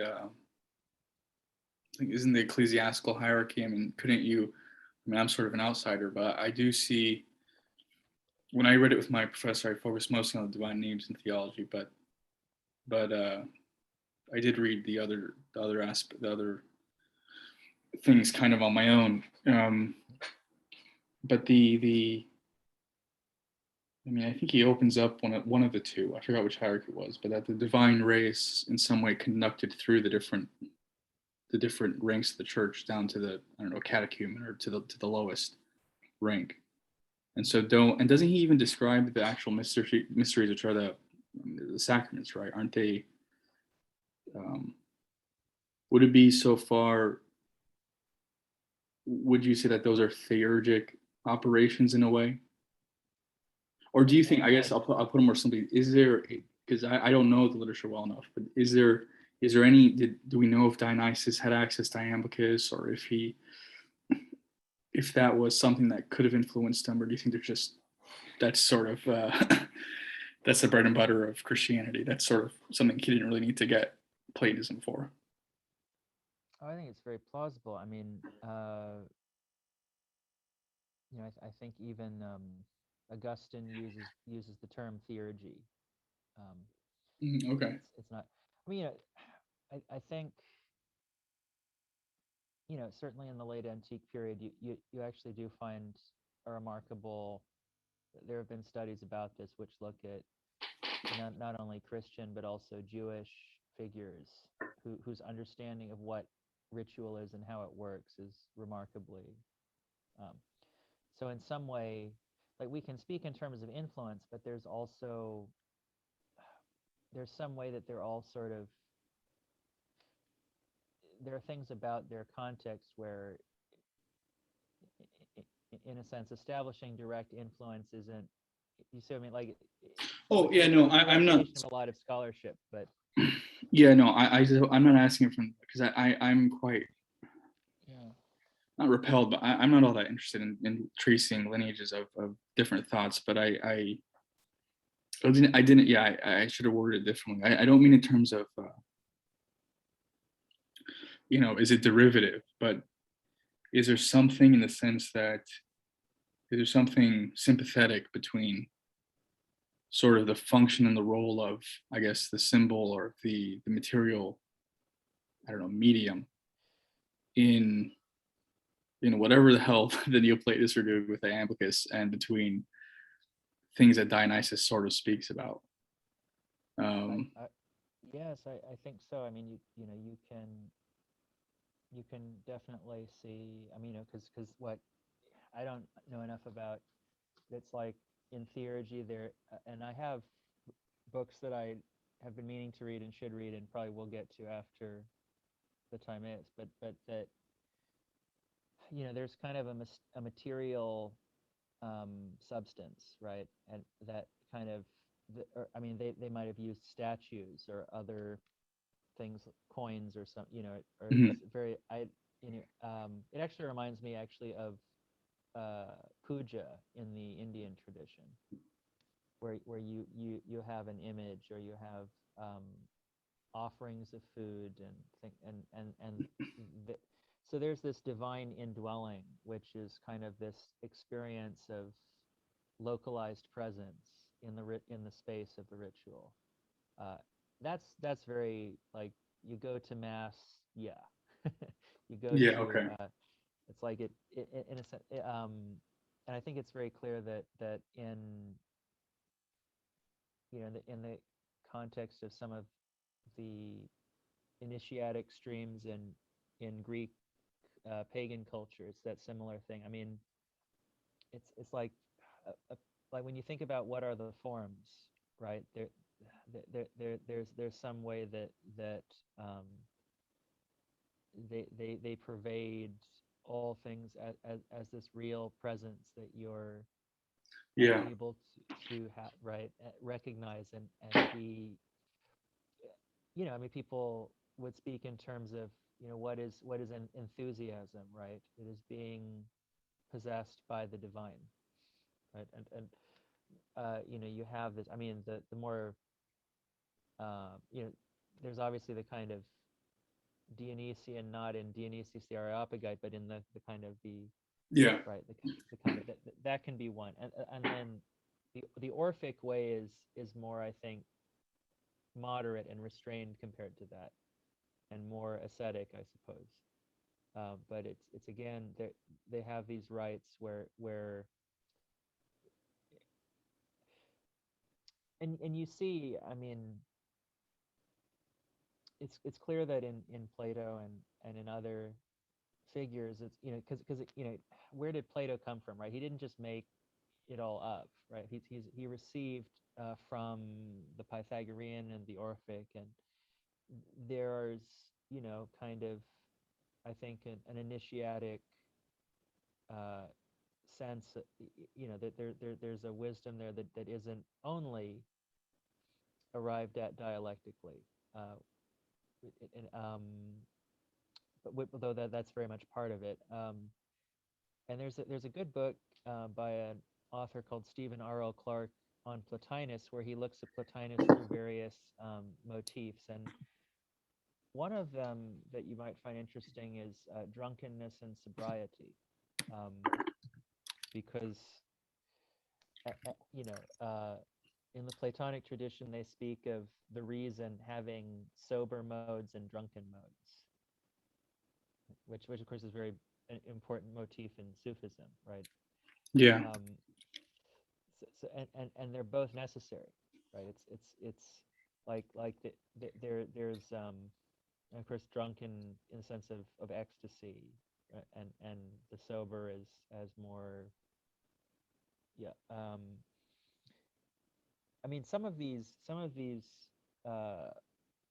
themes and motifs are just it's remarkable, again, not positing any direct influence, but like dance or mirrors or I